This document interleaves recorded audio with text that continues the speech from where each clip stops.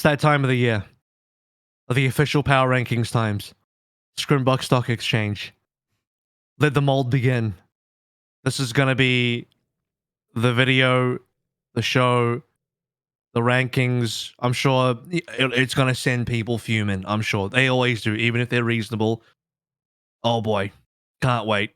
Things are going to get wild no matter what happens. Even if they are the most standard, normal rankings you could have imagined, somebody will be upset, and I can't wait. That's really the reason to do them, right? You know, I decided long ago that we wouldn't, or, I would definitely try to make genuine content on how I actually felt. And I still stand by that statement. So, Toronto fans, you can eat my shorts. Wow. Okay, so we know who you put in 13th. You're not too far off. Wow. Well, it's also sort of interesting that we are, if you think about it, we are opening the box of Pandora, because I don't think I've seen anyone do power rankings yet. We're the first ones. We are kicking the avalanche down. We are in the Alps just screaming, take us. And then just... Well, watch. I mean, after this drops, you're gonna see all the rankers come out one by one. They'll start coming through. Yeah. I mean, they're gonna have to, because the league is starting in how long? It is just 2-ish weeks away now. Yeah, depending on when you see this video. So yeah, it's not long. We are really getting there now. We're slowly getting there.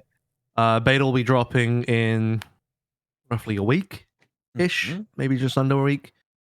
So things are getting hot and heavy for sure. So we might as well start. We're obviously going to be starting with North America. We're doing Asia Pacific as well in a back-to-back today. So again, welcome to, what is it now, 2 weeks worth of TCP where we're just shoving episodes out the wazoo here. We're doing like 6 episodes in 2 weeks, something like that. So a lot going on.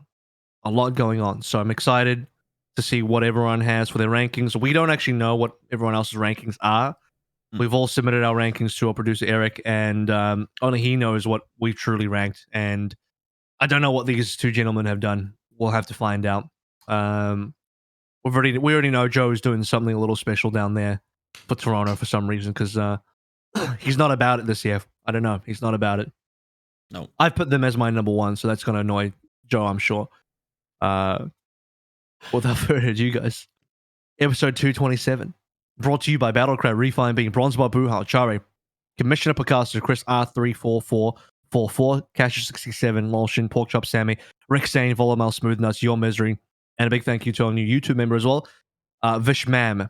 So, 227. NA. How are we looking? 13 teams. Weaker or stronger than last year? Thoughts? Stronger. I would say so. Yeah. Comparatively to APAC? Weaker. Comparatively to APAC. I don't know. This ranking was harder to do than APAC, though, I think. Oh, yes, easily. For sure. Yeah. By a lot. Yeah. Yes, if you disregard the volatility in Chengdu, that might fuck up everything in the next 2 weeks. I think that's the big one that's that could go really high, really low. But and it always feels this way for NA, where it's just like the middle of the pack is just kind of like, maybe, like, I could see it. It, like, you really have to, like, go out of your way to, like, not get it wrong, but, like, have, like, a take, because it feels like it's just so messy. Like, you can see this team doing well or that team doing well, but I don't like any of them, to be honest. Yeah, I don't really like anything below. I don't like anything below midway, to be honest, in terms of how I've done it, because really anything can happen. I think it's exciting to know that there should be a lot of volatility in the season in terms of strength. I legitimately and genuinely think that this is the year that we do not get the true bottom feeder teams that simply don't win anything, that come in and lose week to week. Yeah. I don't think we're going to get that. I think we're going to get a lot more game trading, especially when there's volatility, not just in the fact that everyone's got a strong roster or a competitive roster, but also, new game, anything can happen, new maps. True. Going to be new content dropping over the season, I'm sure, as well. I hope. And all of that's going to very, very significantly affect how team power levels are. So being flexible and being adaptable is going to be important for all of our teams. Any final comments before we get started, gentlemen? We're going to be going from 13 to 1. Anybody want to? I think like the mid tier is just impossible to rank. I think I might actually disagree with you guys. I think there's probably 3 teams who I could see having less than 4 victories this year. Less than 4? Oh, wait, does that work? Let me think. Nah, less than 5 games. Because they're playing each other and then games. it's like a little bit of a trading here and there. But yeah, less than What 5, I mean is, less than 6 maybe. I don't think there's a clear, this is the worst team and everyone's going to beat them. Yep. Or because I think, even when you look at the bottom tier teams, they will be trading games effectively against each other all the time. Yep. So at the same time, go on. If you remember last year, felt like that too. I didn't see London being this bad last year, man. Like true, yeah. I mean, it was hard to, right? Like that's a. They were on ping. I don't know. I'll give them a few excuses. Yeah. So yeah, again, fret not if you see your team at the very bottom. If you see your team down far lower than you expected, fret not. Things will be volatile enough that anything can happen. You'll be all right. And if you see your team near the top, congrats, but take it with a pinch of salt as well. True. Yeah. The higher they are, the bigger the fall, whatever the saying is. So you got to be careful with that.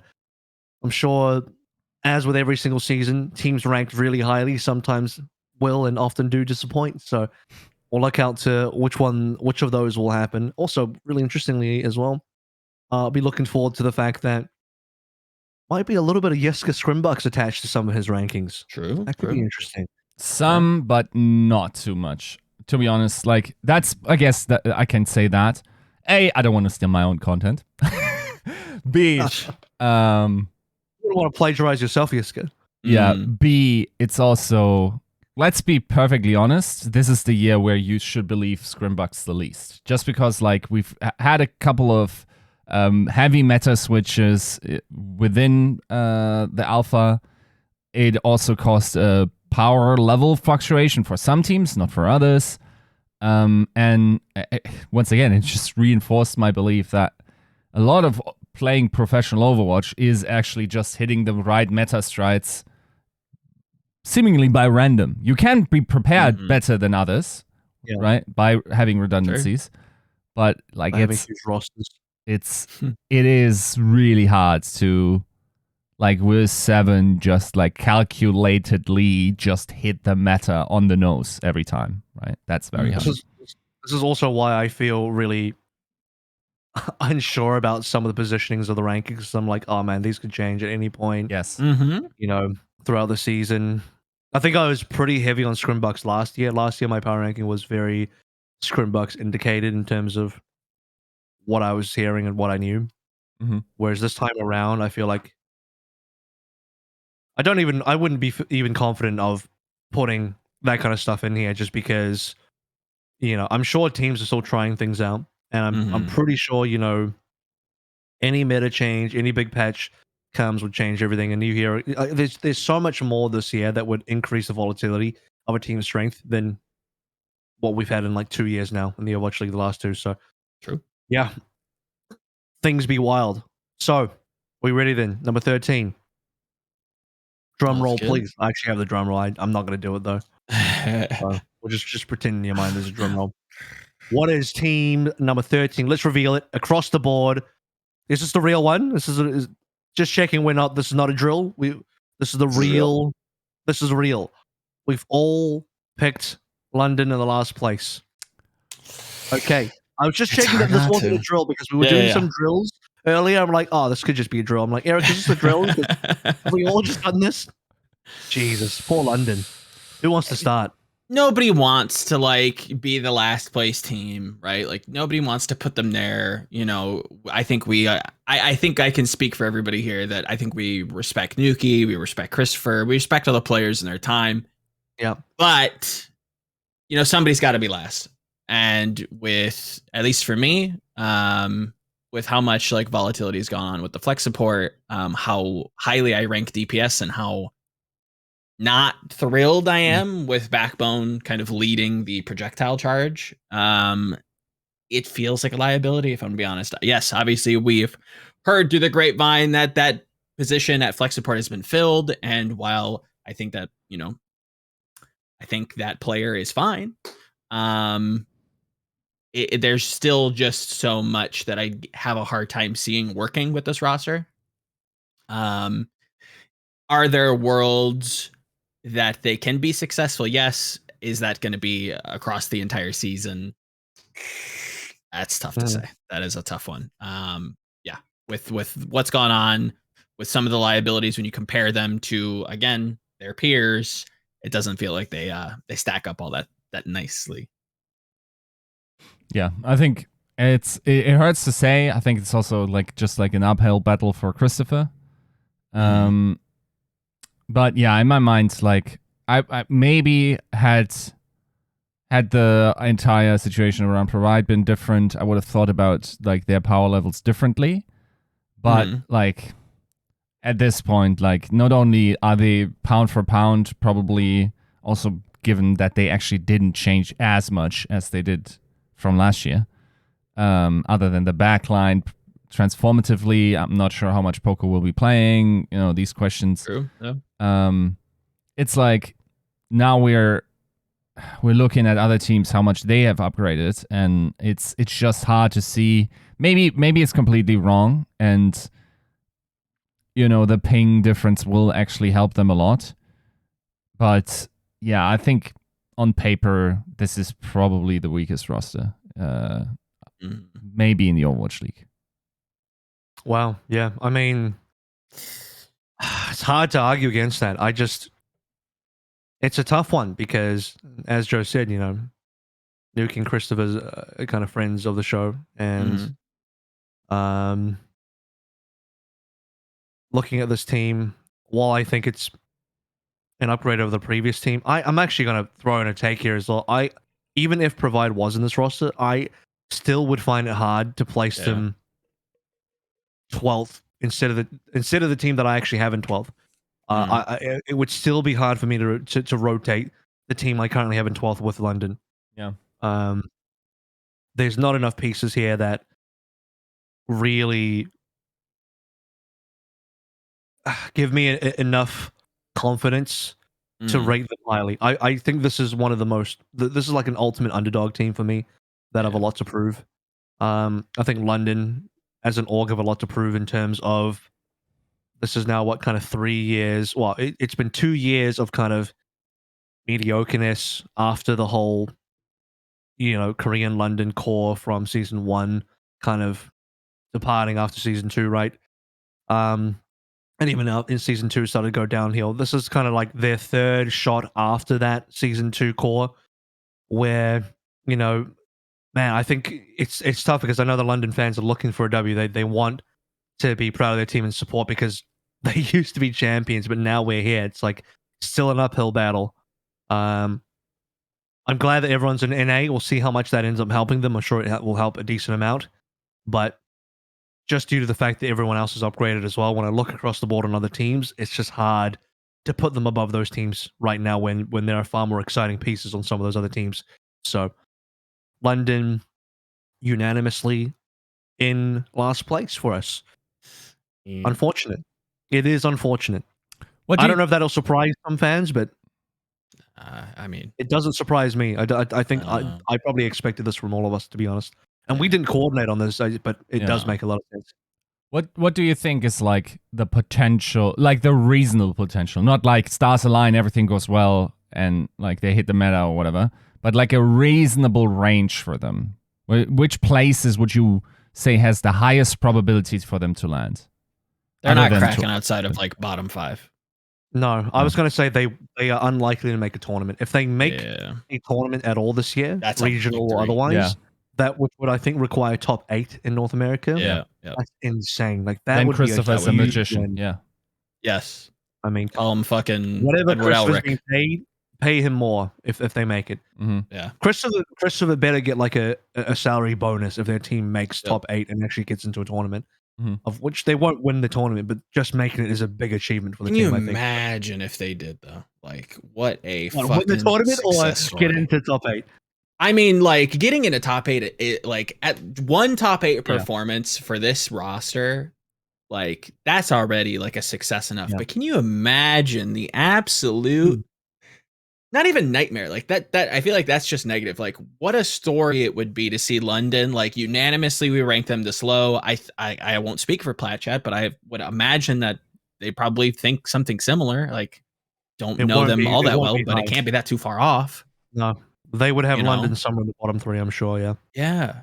Like if they have such a crazy success story, like what a fun, we have Overwatch 2, the iron's hot, and we have this Cinderella run where London just like takes it and runs with it. I don't know how.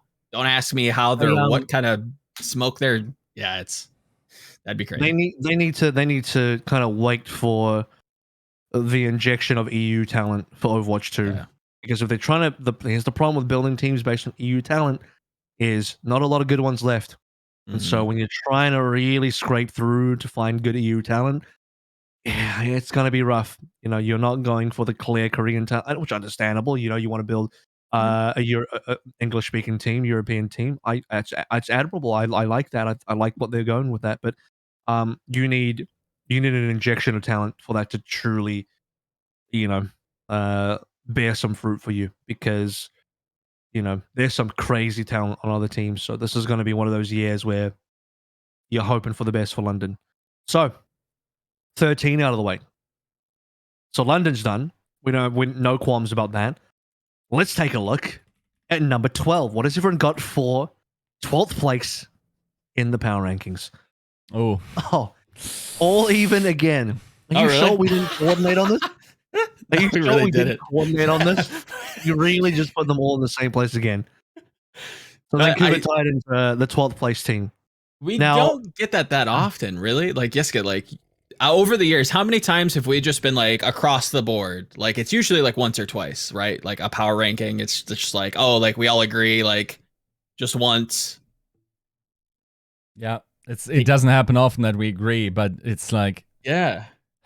and I think we agree a lot, though. Even just when we do the previews Yeah, and how we agree. generally Yeah. think about things, True. we do agree a lot, mostly. we're about to stop agreeing though. So get ready for that one. But You're about to, you know, when we get to I don't know. teams like I don't know. we get to teams like Toronto and stuff, I'm sure we're going to stop True. agreeing very Yeah. quickly. yeah. As Joe's already, you know, he's already placed some hints. Let's talk about Vancouver Nice. real quickly.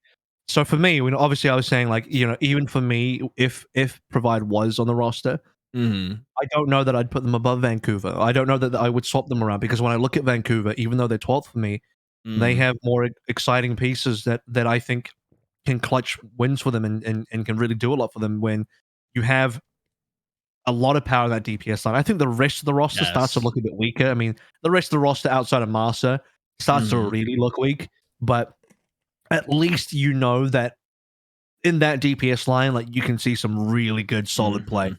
and that's going to allow you to at least get the firepower in there. Whereas, I don't know, maybe Sparker could do that for London, but doesn't excite me as much as having a Spire Shockwave. Right, that's just a different level.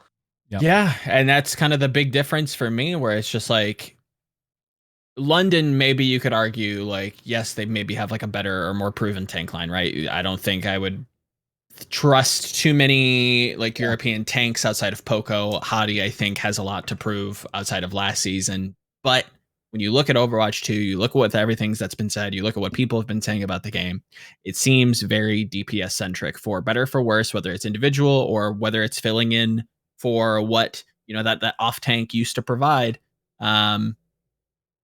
I have to go with the Titans here. Like they edge them out in some of the biggest categories. You look at Shockwave. you talk about somebody who has something to prove. Like Homie didn't get to play last season, and we saw him on a bad roster on his debut. He looked phenomenal. Now he's on a improved roster, same team, improved roster. And yes, there are some holes here, and I would suspect that those need to be filled ASAP. But in the highest like metric positions, I think they do a pretty good job. We know Yiska likes Shockwave a lot, so you know. Yeah, true. I mean, it pains me that I have to think that they're this slow, but the problem is, right? Everyone just like leveled up. I know, like, the thing is, it's hard to evaluate how this team will do because, like, if you guys remember the last time he came in for the Titans, they actually punched up a decent chunk. Like, that's actually a team I'm not, like, they probably have a considerably higher ceiling than London does to me. Oh, yeah. Just the DPS line just says, like, maybe I'm undervaluing Sparker, to be fair. But, like, I think Aspire and Shockwave both have shown in the Overwatch League that they are just, like, can take over games even against big dogs. They're not S-tier talent, but, like, they're solid, like, lower A-tier, and on a good day, like, A+, right? So, yeah, I don't know. Like, this is a really solid team otherwise, right? You're seeing them each individually in situations where Shockwave on the old Vancouver was able to punch up. Aspire on Toronto last year when they were struggling was punching way up, you know, like just these type of performances when one player is clearly making a huge difference. And now you put them together, I mean, that's a scary combo. I mean, that gives you a lot of confidence that they can do a lot. And you have two players with carry potential on the team. You know, the biggest question mark is obviously going to be the tank line. I much prefer Poco and Hardy, not going to lie. But, you know, I don't know what they're going to be able to do. Yeah. But I still think the Aspire Shockwave combo just raised the bar so much. And to further that as well, I think Master is great. So, you know, you have three pieces on this team that I have a lot of confidence in. I have a question, though. Is it crazy that despite everything, despite both teams upgrading, Vancouver, London were the worst two teams in NA last year, and we've now ranked them bottom two again?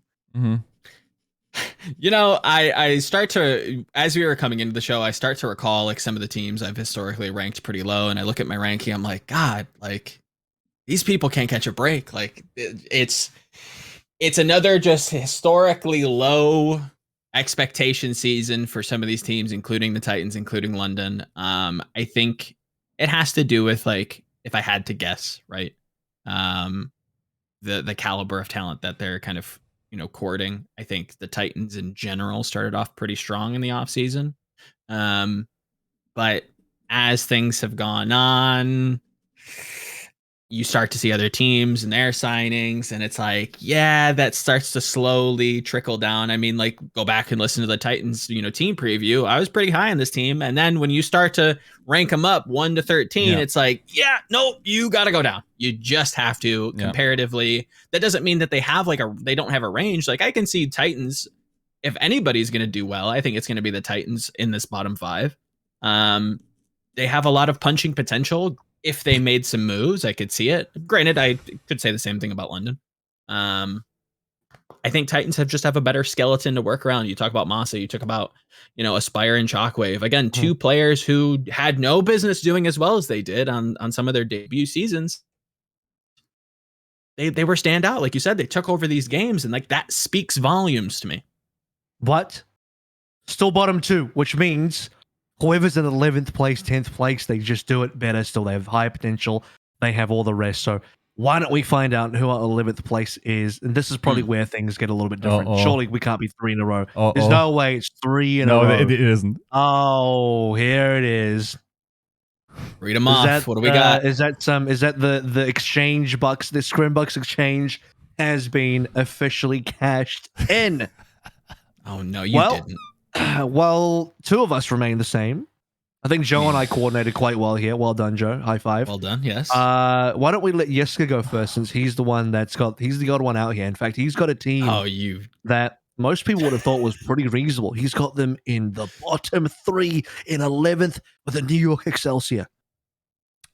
Well, so, okay. I guess it's really hard to talk about this without juicing it up a little. So there, from my information, and had I known like it for definite, and I'm not going to give them specifics, don't, but it is an alibi signing as far as I'm aware. Okay. Which basically people should treat as this is a 5-man roster, right? So that's a big issue for me. I think immediately from the get-go, you're now in deep shit. Like nothing can go wrong for you, or like you're running into problems. Yep. I think it's really hard for them to sign anyone if things go awry, because like this is a Korean-speaking roster inherently. Who has a Korean-speaking visa? Like just about the last free agent that he could have gotten in XC is presumably off the market. Like what are you going to do? Now, on paper, this roster is actually really good. Just Kellen and Yaki should actually give you more. For some reason, it isn't. And that might just be the case for right now, but like, yeah, it's not looking pretty, and it hasn't looked pretty for a moment. And I'm not really hating on it. I also think this is easily the pick that makes me look the most stupid at the end of the season. Easily the potential to. But I also see just the glaring issues with the way this is currently set up. That I feel like, well, I wouldn't almost. Okay, you ready for this? It shouldn't be possible, right? It absolutely shouldn't be possible. But I could even see them in last place. Okay, I was agreeing with a lot of what you were saying up until that one. I can see it. I can see it. Really? I can see it. Because if they completely implode, I can see it. But we're talking about situations. Yeah, we're talking about worst case scenarios here. We are talking about worst case scenarios here. Yeah. It's Yaki Flora. How bad can it be? Apparently, that's what I'm saying. Yeah. Joe, here's what we're going to do, though. We are not going to go in depth on New York because we have New York elsewhere, and we are both going to talk about New York when we get there. So for now, let's just talk about Paris together. So I think and this is the other crazy part. These were the bottom 3. Were they? I don't think they finished bottom 3 in this exact position last year, did they? But in terms of power rankings, I think this was a clear bottom 3. So what do we have? Yeah, Paris punched way above last year in NA. They finished 8th place out of 12 in regular season with an 8-8 record compared to London and Vancouver's 1-15. So this actually feels like we're underrating this. We're putting them down almost. So I'll go first. I think for me, despite me liking the return of their roster and thinking, okay, good pieces here, backline solid, Bliss is likely an upgrade as well. Naga was good, tank line, pretty good as well. Again, when I compare them to other teams, I feel like other teams have made some really strong moves. Paris, a reasonable team that could likely be like a league average type of team, but I don't know. There's not enough there for me to get excited about once more, but also I feel like I am underrating this team. This was one of those teams that I wanted to put higher. I desperately wanted to try and put higher. But when I compare them to the other teams above them, I just thought, man, the on paper strength level of the other teams above them, I just think was better initially. It's just so it was hard for me to put Paris high, but I could see Paris easily reaching. I can see Paris actually inside the top 8. So I can't see London doing that. I can see Paris doing that. I can see Paris making a tournament 8th seed, 7th seed, even punching above their weight again. A roster that is small in size, probably didn't cost them a lot of money, but is performing well above expectations as far as those things go. So I think this is still a team that has a lot of potential ahead, even though I'm rating them low.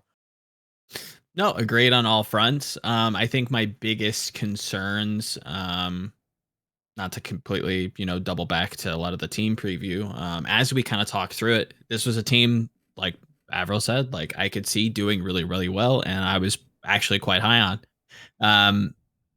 But when you look at this DPS duo, and talking to some people about Naga in particular, I do wonder how some line like DPS lineups end up working out, and I think that could be a liability if you had another like third DPS serviceable. Like if you just still had Oni, I think that would like help me a little bit. Yeah. Trying to push them up the rankings. Do I think like the tanks are going to stand up? I think they'll be fine. I don't think like you need to have like a crazy tank at this caliber of team, like down not in the gutters by any stretch of the imagination, but you know, on the lower side of things. The support line's fantastic. I have, you know, nothing but good things to say. It's once again, like when you compare to the teams above them, I think there is a caliber difference. I like Naga, I like Glister. Granted, like, am I still a little gun shy with Glister? You know, there's a lot that remains to be seen. We saw what he did on London all those years ago, kind of taking over some gains with those hit scans. And then you look at the shock, and it wasn't all there. But I don't necessarily hold that against him. But there hasn't been a lot of like the punch up, crazy overperforming Glister in a little bit. So is that what happens to it? There should be. It will be now because he should be the best player on this team. Yes, without a doubt. Surely, I think he's going to be the best player on this team, and they're going to need him. Yep. But you bring up the Oni God one. I actually agree. If Oni God was still on this team, they had a 7-man roster, I actually would feel bad about them. Yep. But crazily enough, I still don't know if I would feel good enough to put them above. It's another situation where it's not because I just think they're bad. I think they're good. Yeah. As far as like league average good is, like, when I say good, I'm talking like, yeah, they're like okay, you know, they're good enough. Not amazing, not great, not groundbreaking, just good. It's not that I don't think I do think they're good. The problem is when you see who I've got on 10, 9, 8 and above, it's like there's just way more exciting pieces, way bigger pieces there. Like I look at this team, best players are who? Khan, Glister, cool. I mean, I mean, I think everyone else still does a decent job. There are still players that are capable of punching above their weight, but this is mainly like a Glister Khan team, right? If you had to put it down to a couple members, I just don't know if that's enough. So, Paris 11, and New York at 11. Who? Damn, dude, we're back in APAC from 2020 all over again. All right, we haven't seen where Yiska puts. They heard me Paris ask as well. You know, they heard me ask. I wonder. They did. I wonder if Yiska put Paris in 10th place. Let's take a look at 10th place. Who do we have? Are Joe and I still united? Oh my goodness, we are not. We are all completely different in terms of where we place our teams. Okay. That's wild. Still haven't seen Paris yet, which means Yiska's put Paris even higher than this. He's got some real faith in Paris. In fact, he's put them above Boston, which is interesting. Joe, keep it short. We've heard you rant on Toronto before, but just give us a little indication why they're in 10th. Also, Toronto stands. Notice who put him last and realize where you got to put your energy to. I'm free. This is shut up. Bro, you put NYXL. Where did Adam Adamu hurt you? Show us on the doll. Everywhere, man. Like God. I talked about this before. Kisu is fine. Finale, fine. AVRL has positive things to say about Aldo, and I trust in that. But like, is that the DPS trio, barring any kind of visa concerns? Because I know one of them has a visa issue, but I couldn't tell you which one it is. It's Aldo is not going to be there. Okay, so you have Isu, Finale. They probably can play the pool well enough. But like, is that the DPS trio, barring any other concerns, that you really think is going to lead you into like a mid to top tier performance in an A? No. Then you have somebody who very like publicly cannot play Reinhardt, and a season 1 Diva Tracer player who threw some good shit. Like, I'm sorry. This is Swiss cheese. There's holes all over the place. Yeah. I and then there's Charong and Twilight, who I have nothing but glowing things to say. but not glowing enough for you to put them higher than 10th. No, because it's just to be like clear. you've Okay. from everything that we've heard, there's a lot of agency being taken away from the support position. So as much as I love Twilight, again, one of my favorite players all time, Chorong, I've heard nothing but fantastic things about. Yeah. Is that enough to actually punch, like allow them to punch above their weight with like a kind of flimsy DPS line? It's flimsy strong, like fine enough DPS line and a flimsy tank line. I don't think so. All right. I was gonna comment, but I'm like, I'll save it. I'll save it because when Toronto comes up for me, I'll explain my thoughts. So Yiska, you no Toronto comments. Boston, you're Boston in 10th. No, this is giving me shades of old Boston here. You put them down. Boroy is gonna be upset after he sees this. Yeah, I'm sorry. What's going on? This is one I'm not at all secure about, bro. Like, I already thought they should have been a little bit better than they ended up being last year. They had the big loss against Vancouver. And like, I feel like this team should be getting more, especially out of their effort. The thing is, as soon as this team starts doing badly, you are now in a world of hurt. True. This is a team that then has like probably issues just getting the ball running again, right? I think to a decent degree we saw that last year. But they were okay. They were decent, right? It's just not enough to get them above the rest of the teams. I'm not sure what the weird like tank situation is about. Knowing also like who they put in the tank position in their scrims, that's a weird one for me. Like considering the information cycle, which I can't derive any sense out of it. I think, for instance, if you have something like a Genji meta, which, I mean, could be the case, you now have my attention with Valentine. Yep. Right? That's then means they can peak higher. Let's be perfectly honest. If they get like a double flex support Genji Tracer situation going, this team is going to be good. It's possibly even going to be top 5 good. Maybe 6th. Whatever, right? Outside of that, and if I think, like in my mind, this is the season where we're going to go through more meta switches than ever. Right? We don't have hero pools, but we probably have pretty aggressive balance changes. We hopefully have content injections frequently in terms of like maybe new heroes, maybe new maps, maybe like reworks, whatever it is. And once again, this is no leaks. It's just like based on how like it has been sold to us seemingly with like, you know, live service updates and whatnot.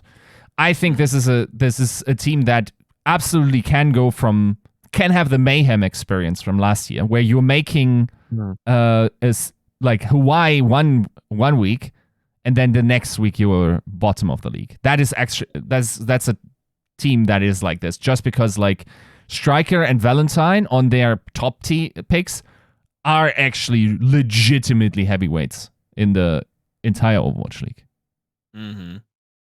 But so you think they could make a tournament and do well there? And obviously, then maybe not make the next one, but that's only still kind of worthy a 10th. The thing is, if you now tell me we're going to run their optimal meta for 3 stages like we used to, let's say, in previous years, then, okay, I have egg on my face. That's unfortunately going to be the case. This is the random aspect of this season, right?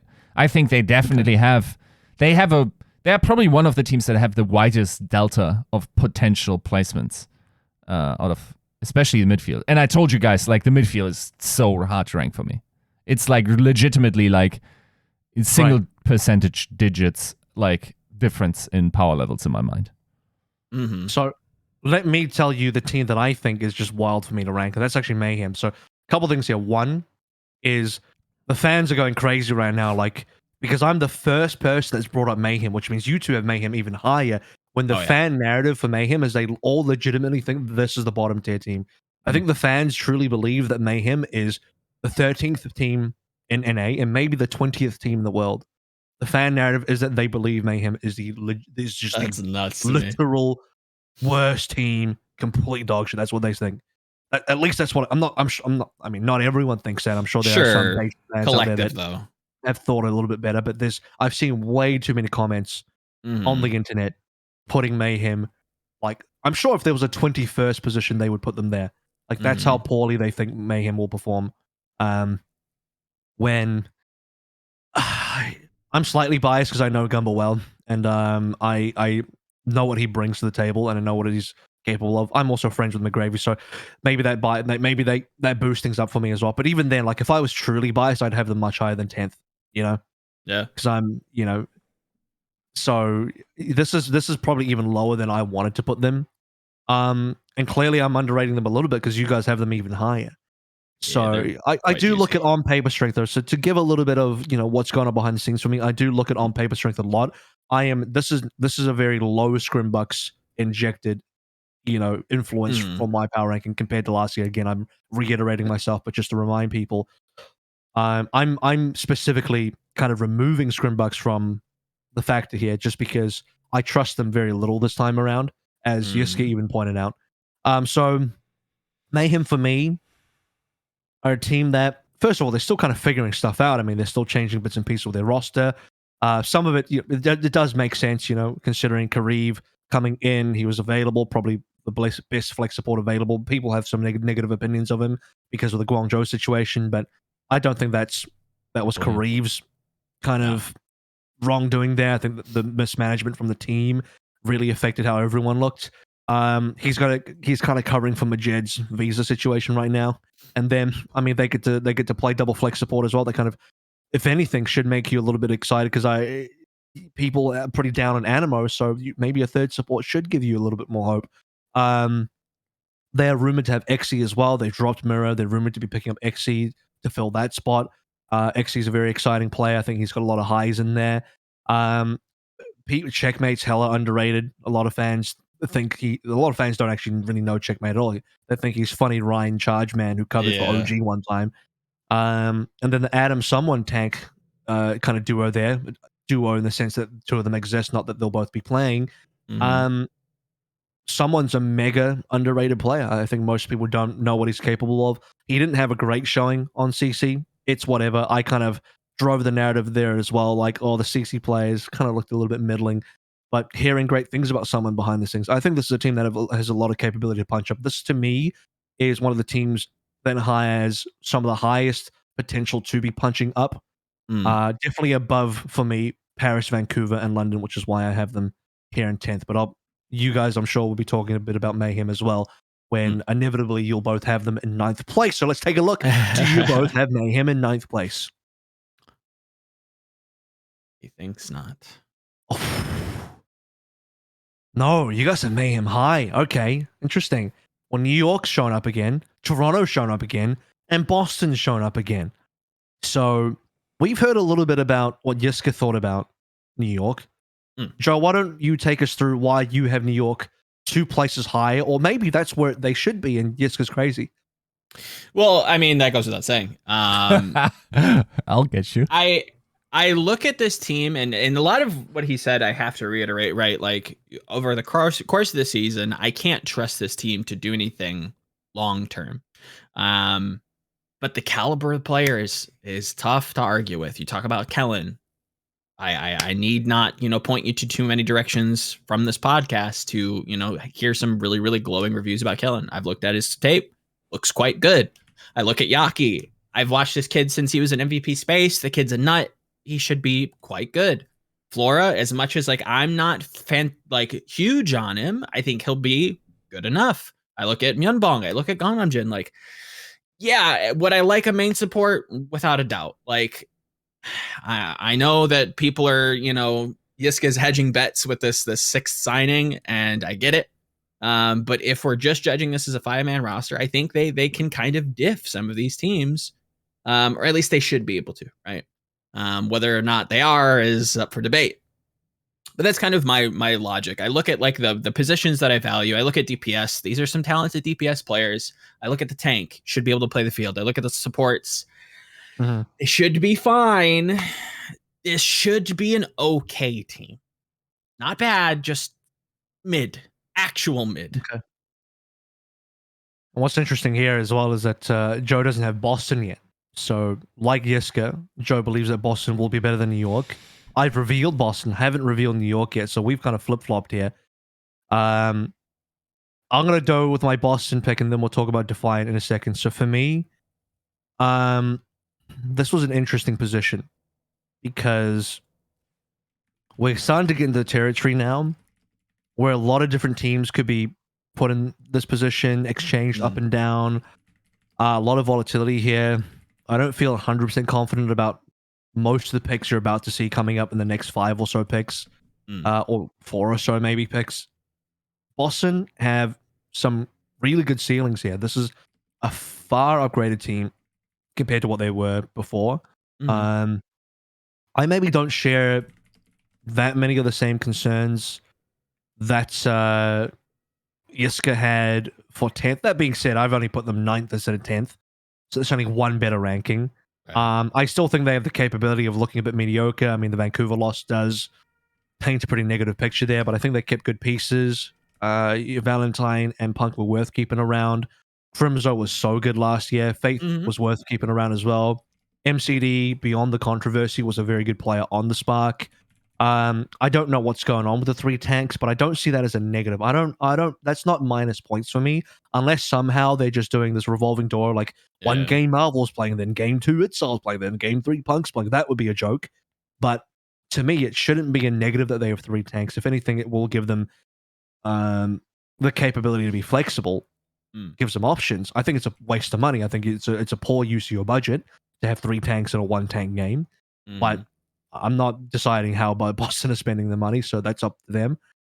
Victoria was, well, I think he was most people's key player on that Uprising Academy team. Most people thought that Victoria was probably the best player on that team. And the fact that they moved him up is really decent.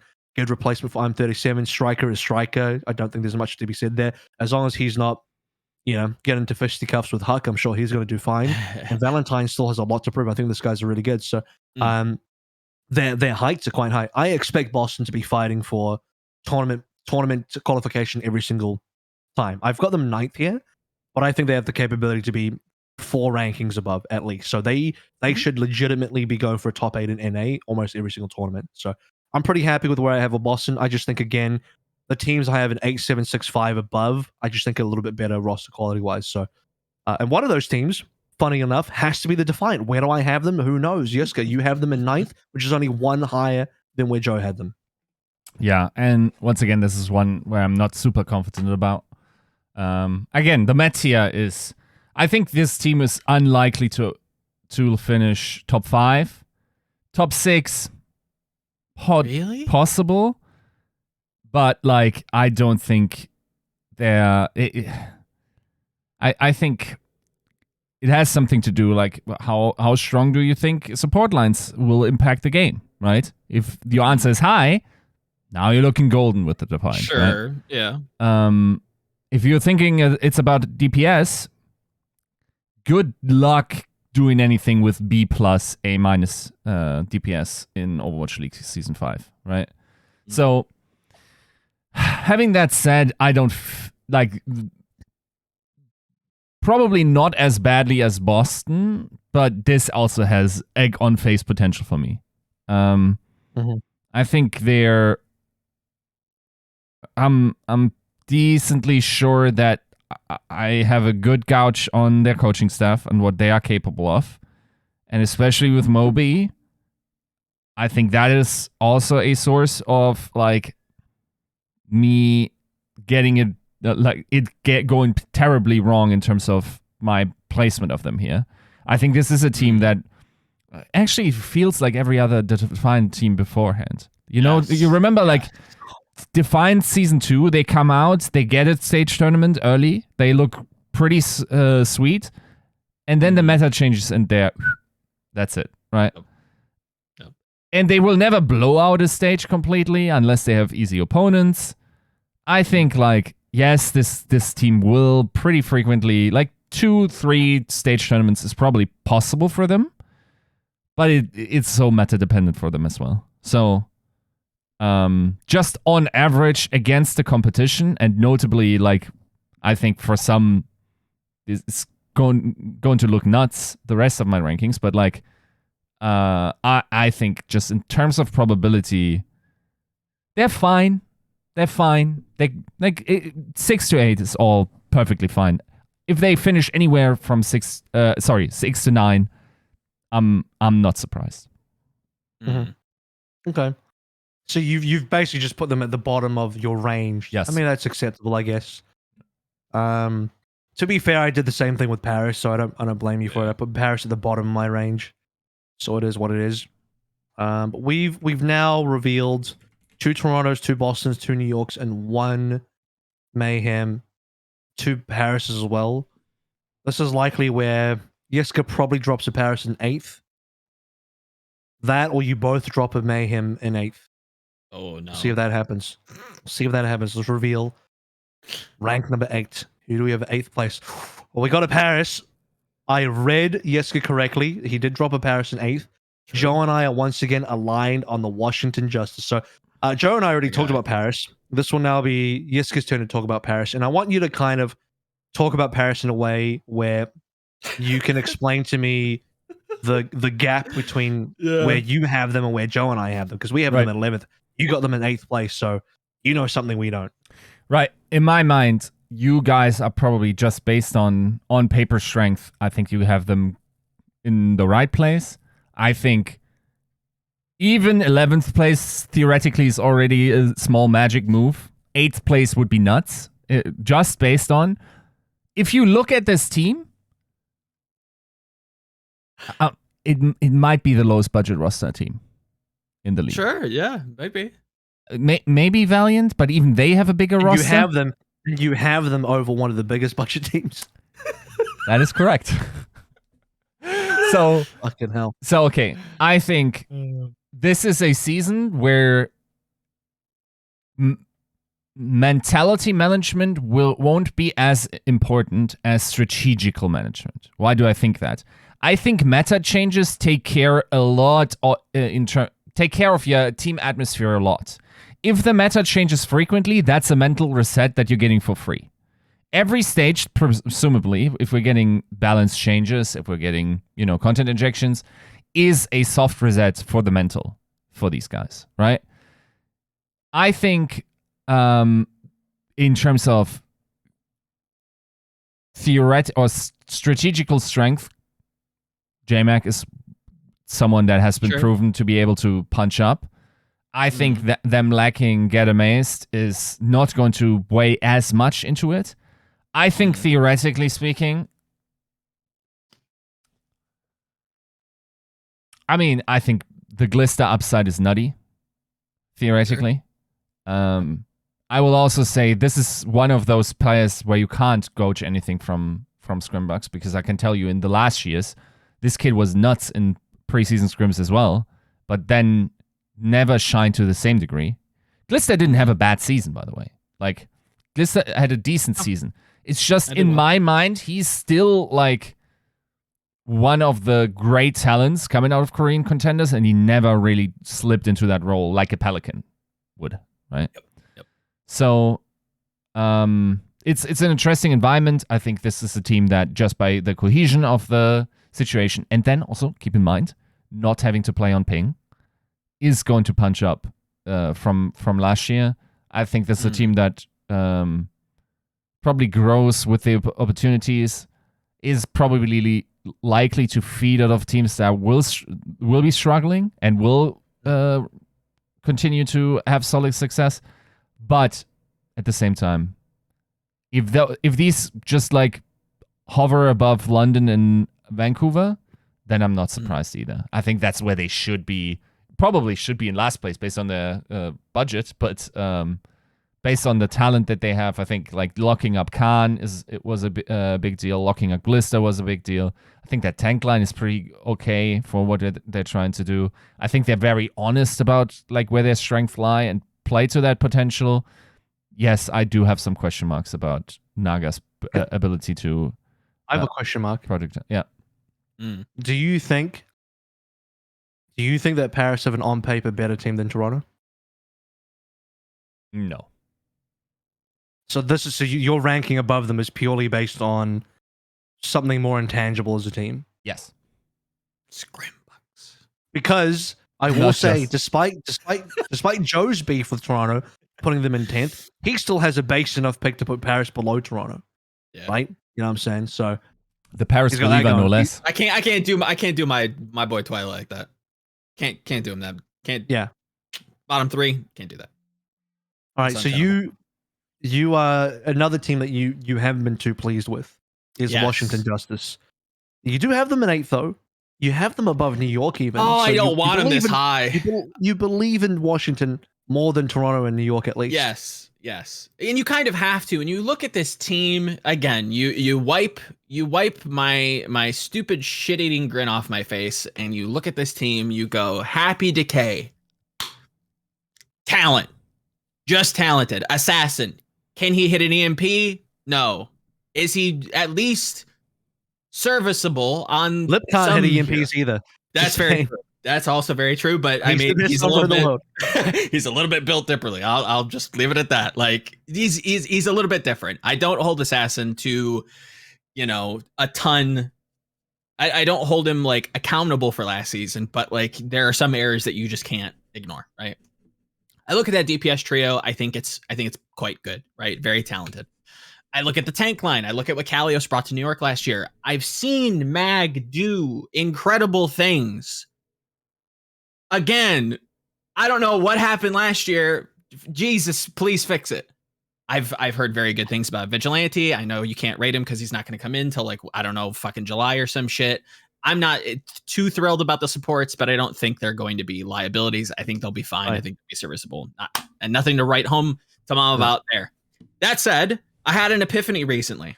I said, is there an NA team that fits narratively with the Hangzhou Spark? And I said, yes, there is. I said, yes, right. There is. It is the Washington Justice. Historically, underperforming. Last year, abysmal. The year before, disappointing. Their debut, you got to take one on the chin sometimes, right? But like this team always kind of, it feels like, not always, not actually always, hyperbole here, folks. It feels like they always come up with like some good shit. They come up with a good roster. I'm sorry, I don't care what kind of narrative people are spinning behind the scenes, like, oh, they're lower budget. Don't care. You look at this team, if you know your shit, you know that they should have been quite good. What they showed last year was not anywhere near what they should, like their potential as individual pieces, right? This is a team that should be performing. I don't want to put them this high, but when you look at what they have on paper, they really should be diffing most people below them. Just kind of is how it is. Yeah, I think there's a lot of on-strength paper for this team, obviously. And oh, by the way, there's already a new Twitter account called Opener Season. So, the fans are there. I suspect that this account has been run by the same person who runs Fire Season. Yeah. They like to target certain support players in the league, I've noticed. What's the certain common attribute about them, AVRL? So anyway, Washington. Washington. The thing is, I think their team on paper looks good, but I give them negative points because I just think the way the team was run last year in terms of where the results ended up being, that was where the negative points come from. It's like last year they had a good team on paper as well. This year they got a good team on paper. Yep. But I would even argue parts of last year's roster was stronger on paper, depending on where you want to put them.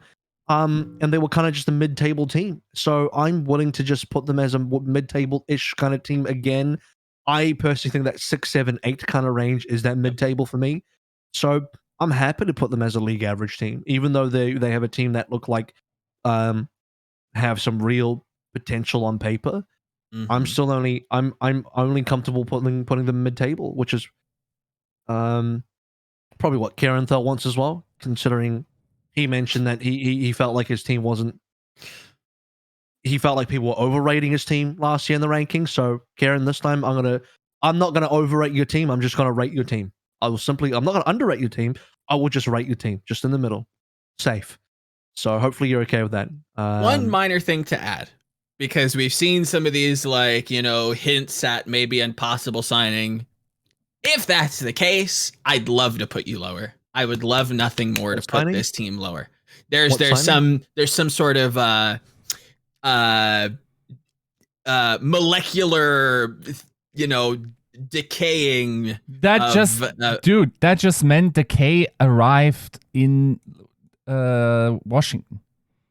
Do you know that for a fact? I mean, I think that was after. Talking about?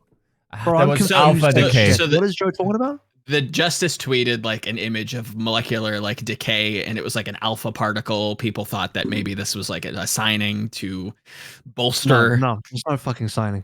No, I'm hoping not. I'm hoping not. I doubt there's a signing. Yeah. What are they got? What are they getting? A third tank? What have they looked at? They looked at Hangzhou and Boston like, oh, you know what? We're missing a third fucking tank. No.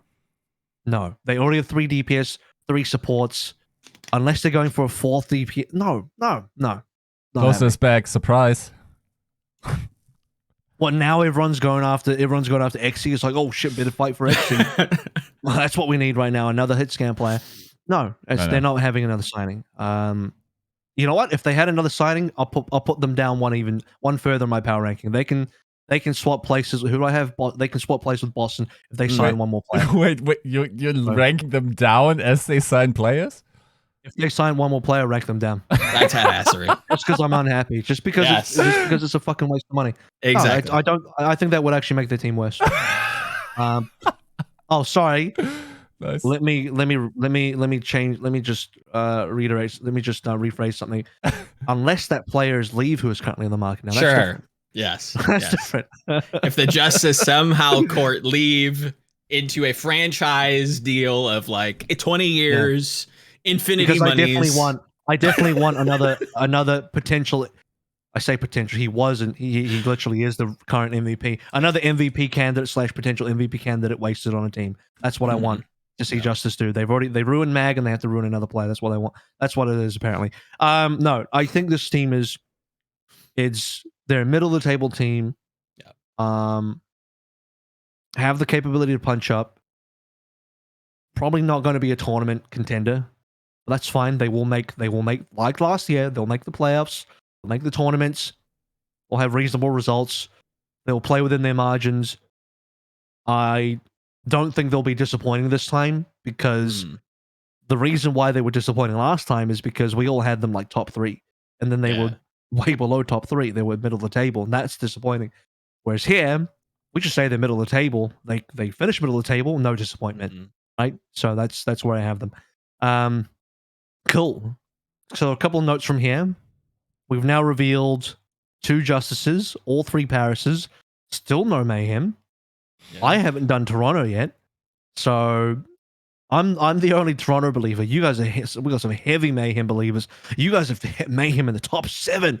The fans are going to go wild. The fans are like, Yiska and Joe have Mayhem in the top 7. What is this? I mean, more respectable than Toronto fan service. Yiska has Justice in the top 7 somewhere. Yeah, that's untenable. I think Yiska has Justice 7th. Let's take a look at 7th place. Let's take a look at 7th place. Yiska, yep, boom, done. I knew it. I've correctly predicted 2 Yiskas now. I don't know. I just I got a feeling for it. I feel like I know where Yiska's put certain teams. So I'm gonna put you up there first. We just talked about Justice. You have them only 1 ranking higher. To be fair, it's not that different from where we had. What are your thoughts? Is it just the same as what we were saying, but maybe 1 better? Yeah, I think that we're not too far apart in that regard. I think, yes, the backline has some question marks. I think like that. I still think I'm still a Decay believer. Like whatever.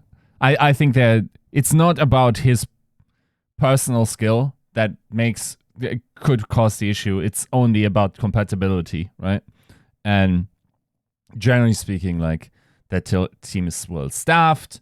Theoretically, they should run into very few meta holds. They have like the facility to back it up. I think, generally speaking, I don't see why they would drop too radically from last year. I think on paper they haven't really improved by much, but I think if they end up being 8th, that's fine with me. If they end up being 6th, that's fine with me too. 6 to 8, it seems reasonable. Yep. Agreed. Okay. I'm gonna say my Toronto defense for last. We'll finish up the Boston. We've had 2 Bostons already. Yeah. You are the person that have ranked Boston the highest. Clearly, you have a lot of faith in Faith. You've 100%. ranked Boston 3 positions higher than Yiska, 2 positions higher than me, Mhm. and you have them above Washington, New York, and Toronto. You're on some Boston juice. What's going on? A little bit. I think like an aggregate of like where you guys have put them and where like I have them is it feels to me like a ceiling. Or very very nearing it. I look at this team much in the same way that Yiska was kind of spinning it. You look at Striker, look at how dominant he was on Tracer for so long. I think he can kind of bring something similar. I don't see Tracer being like out of the meta. You look at everything that has been said about the alpha beta, whatever you want to call it. You talk about how important DPS are going to be. I think Striker is going to be very valuable to this team, even though yes, I've been very vocal about his hero pool being quite shallow. Valentine, I don't think last season was indicative of his skill. I can't really speak to Victoria all that much. I'm a Marv 1 simp, and I've grown to quite enjoy Punk. I think he's quite good. And then you look at the support line, and it feels they play the field incredibly well. Whether it's double flex support, whether it's whether you need a Lucio, whatever, they can do it, and it feels like that just stretches through the entire team. Like they're going to be able to play the field no matter what meta. I agree with Yiska. Like this is going to be a very flexible, very fast paced, very agile, seasonal meta game, right? And I think Boston does it really, really well. They have a lot of potential playmaking to bring it home. And I can see them doing quite well. I see them stretching the entire season? Probably not. There are some positions that I am a little suspect of. I do kind of sense some volatility internally, or potential to. I shouldn't say it's happening now, but I could see some friction there that could cause some roadblocks. But all in all, I think it's a well built team. I think it covers a lot of the bases. It checks the boxes for me. Yeah, feels good. Okay. So when we look across these rankings, it's interesting because Toronto and Boston are kind of the same here. It's 3 different rankings, but all within 4 places, and kind of 3 places apart for some of them between us. Yeah, I can't help but believe in the roster quality of Toronto to get them through. Okay. And they haven't burned me as much as Washington and Boston have. Burned me a little bit. Toronto, I think, have one of the best backlines in the league. And Agreed. all this talk about, oh yeah, what are these rumors about supports? I don't care about that because anything can change. Things will change. You could have a meta that could be dominated by supports even. I mean, that's getting really hypothetical, but I just don't. Being that that's hypothetical, I just think like any potential rumors of weak support metas is still like, unless that literally remains for the rest of the year, which I don't suspect it will. I don't know. That's just not a thing I'm concerned about. What I'm concerned about is how good are these players individually, and Chorong and Twilight are insane. They're one of the best as far as the support duos goes. I'm not as down on the Muse Hotbar line. I think even if you're not big on Muse, I think Hotbar did well last year in Fusion. And I'm still pretty trusting Hotbar. I also don't think it's not like Muse can't play Ryan at all. You have to remember part of the whole Glads thing. It's not just that Muse's Ryan was the conversation. You have to remember it's a skewed Brig being in the conversation as well. True. Glads really want to play dive comps because skewed has had an insane Brig. And Muse is more comfortable in dive tanks. I mean, it just all makes sense. It's not just because he didn't want to play Ryan, he couldn't play Ryan or something. That's only one part of the equation. And I think that entire narrative is blown out of proportion. People think like he just can't play Ryan, like what, he can't fucking right click him and hold up a fucking shield. Get out of here. Like he can play Ryan, he's just better on the dive tanks. That's it. That's simply it. True. They played to their strengths. Space is better on Diva. They played to their strengths. I don't see what the issue is. So I'm not like super down on him. I don't think he's the best player. I just think people have blown DPEG's comments out of proportion and just completely made some crazy mountain out of a molehill there, and that's just not fair on him. So I don't read into that. I think you guys are a bit down on the Hisu although finale line. I've seen some really big highs out of Hisu. I'm not saying he's consistently always there, but he's had some really big highs in the past for me. When I've looked at him cross runaway, and then you know, some moments on Philly as well. Even last year when his team was struggling, he had some good moments. Not all the time, but his peaks are there. I casted although through his contenders career. Looked at him on London as well. And he's a good player. I think he would have. I think he'll be. I think I expected him to be in the league because I felt like his mechanics were good enough. And he will have a lot to prove here. He is obviously not with the team just yet due to the. Is he injured or did he get COVID or something? I can't remember. Maybe it was the visa. Or whatever. He's not there, so that's going to be a bit of a negative.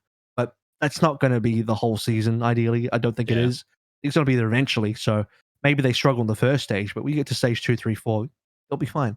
Finale, I don't know enough about, but he's a part of that sort of Victoria Finale Stellar trio from Uprising Academy. It was a pretty highly rated team. I'll give them a pass. I think Toronto are decent. I think this is a decent team. I don't think they'll win a tournament, but I think they have a lot of, power to be a team that could even reach into the top 5 if everything clicks properly. I don't think they have that many negatives. I think they could have had better pieces. It's clear that they would have targeted other pieces that they failed to get. But that's not a negative for them. I think what they ended up getting is still really good. So I'm happy to put them 7th. I think that's a very safe position. I think they have a lot of capability to be above 7th, but I'm okay for them to be in 7th for now. So we've revealed all Toronto, all Paris, all Washington, all Boston. 1 New York still in there. Oh, where have I put New York? Oh shit. Where have you guys put Mayhem? Oh shit. So here it is. It's going to be 6th place New York for me, and then 6th place Mayhem for the 2 of you. Boom. I knew it. Yeah. Shall I go? I might as well go. Shall I just go first to explain New York, and you guys do Mayhem back to back? Oh boy, is there a 4 position gap between my Mayhem and your Mayhem, and how many is this? 1, 2, 3, 4, 5 positional gap between my New York and Yiska's New York.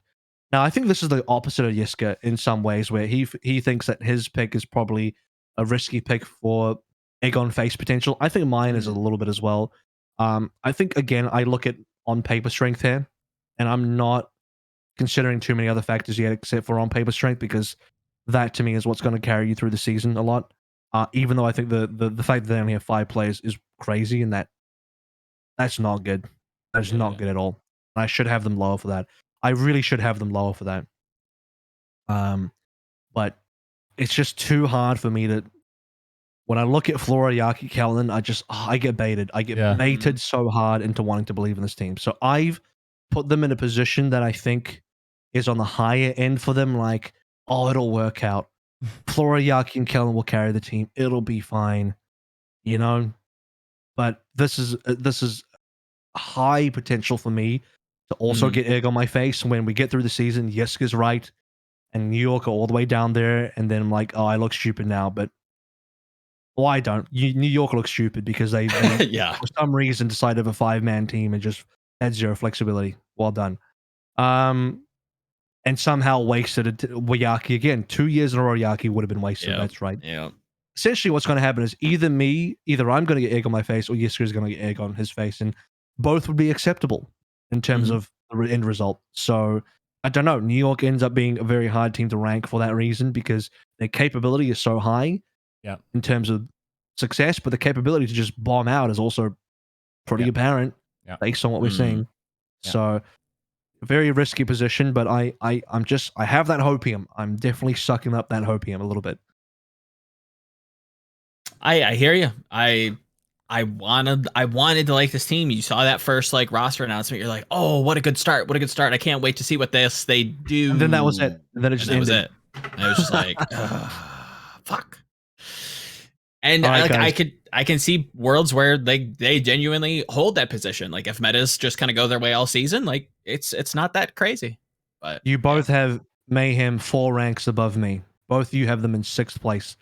That is dangerously close to top 6. Yeah. Above teams like Toronto, Washington, Boston, New York, even Yiska's beloved Paris. You have Mayhem at 6th place. That is a lot of faith. Could that be even more egg on face potential than my New York pick? Yeah. I think it might be. Oh Yeah. yeah. This is the bold one. This is the hot ones. This is the fucking Apollo sauce. This is the bomb. This is The Mad bomb, Dog, dude. whatever the hell. Right? Like, this is the spicy one. You know, we've talked about how this is a team that can punch above their weight. I've done some of the legwork. Bro. I've looked at Hydron. They're punching way above the weight. this is here. You got 100%. you got a featherweight punching up to. I don't want to say heavyweight into a cruiserweight here. You got a featherweight punch into cruiserweight here. What's going on? Joe, do you want me because this is the temple of Mayhem Faith? Do you want me to do the temple sounds while you talk about why we're dumb? No. Albert paid you. I get it. You can just say it. You know, Albert gave you money. I understand. You're sponsored. You know. I would love to be hashtag bricked up. You know, if somebody wants to toss some.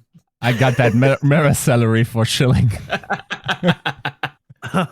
Yeah, we juiced the Albert's rankings. They got rid of mirrors so that they can reapply that reallocate that salary towards the marketing division, and you guys are just part of the marketing arm now. Okay.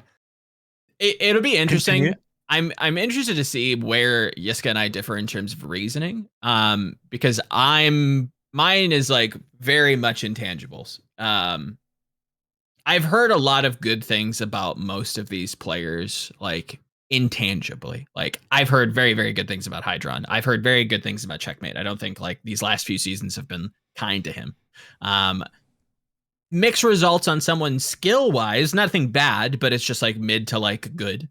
And then I hear a lot of like his leadership skills, his calming, like a great teammate, people that want, like, they want him around. They want to play with him. These are the kind of things that I've heard. Now I have been historically down on Animo. And it's to a point when we get a little bit higher up that it's like splitting hairs. Like, do you have a main support? I don't know. Like, it's just a personal bias of mine. I have never quite enjoyed what I've seen, but at least they can field the role. And I think that it is important. Kareev, another historical, just like punching bag on this podcast. As much as we bully him, or as much as I bully him, I shouldn't speak for anybody else. He is talented. He is a playmaker. And if there is a position for him to make a play, I think he's going to be there. Then you look at this coaching staff, you look at Gunboat, you look at what he's done in 2 different games now. You look at what kind of trajectory that this team has. I think they have a lot to prove. I think this is a chemical reaction of the right pieces, the right coaching staff, the right amount of expectations. I think they shoot up. I think they do a lot of upsetting. People are going to be pissed. Bro, you know what it takes my soul to arrive at overhyping a team whose backline is Kareev and Animo? And you've done feel this, you, brother. I feel you. You've got this team 3 places over Choro and Twilight. Just remember that. Bro, True. You know how this crushes everything I stand for and have stood for in the last 2 years?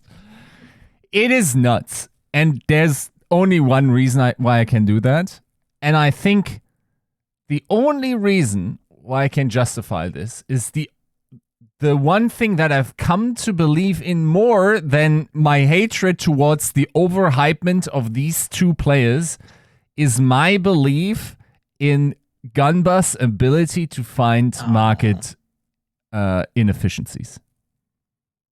I thought you were going to say scrimbux.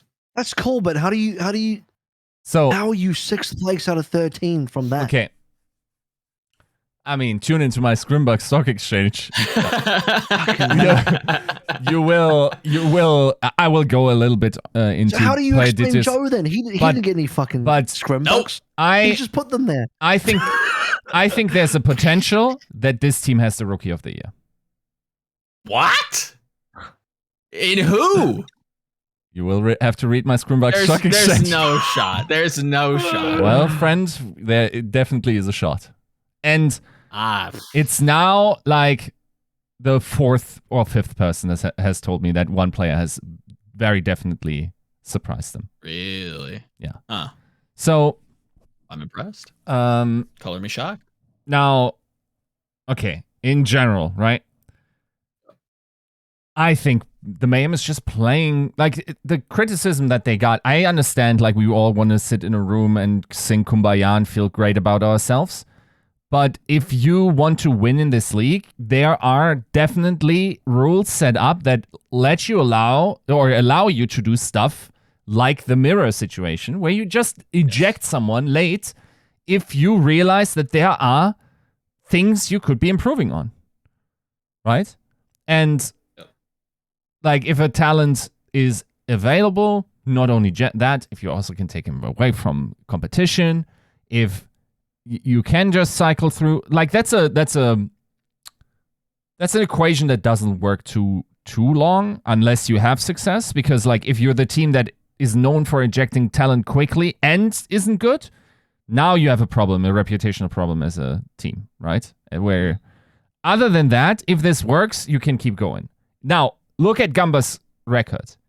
Like, that's a guy that's most definitely underrated in what he has been able to do. Like, in terms of, like, some of the biggest punch-up potential teams in Overwatch League history, in a lot of them, Gamba is one of the behind-the-scenes. Like, this is a guy that doesn't care about reputation or whatever. Like, he cares about what wins.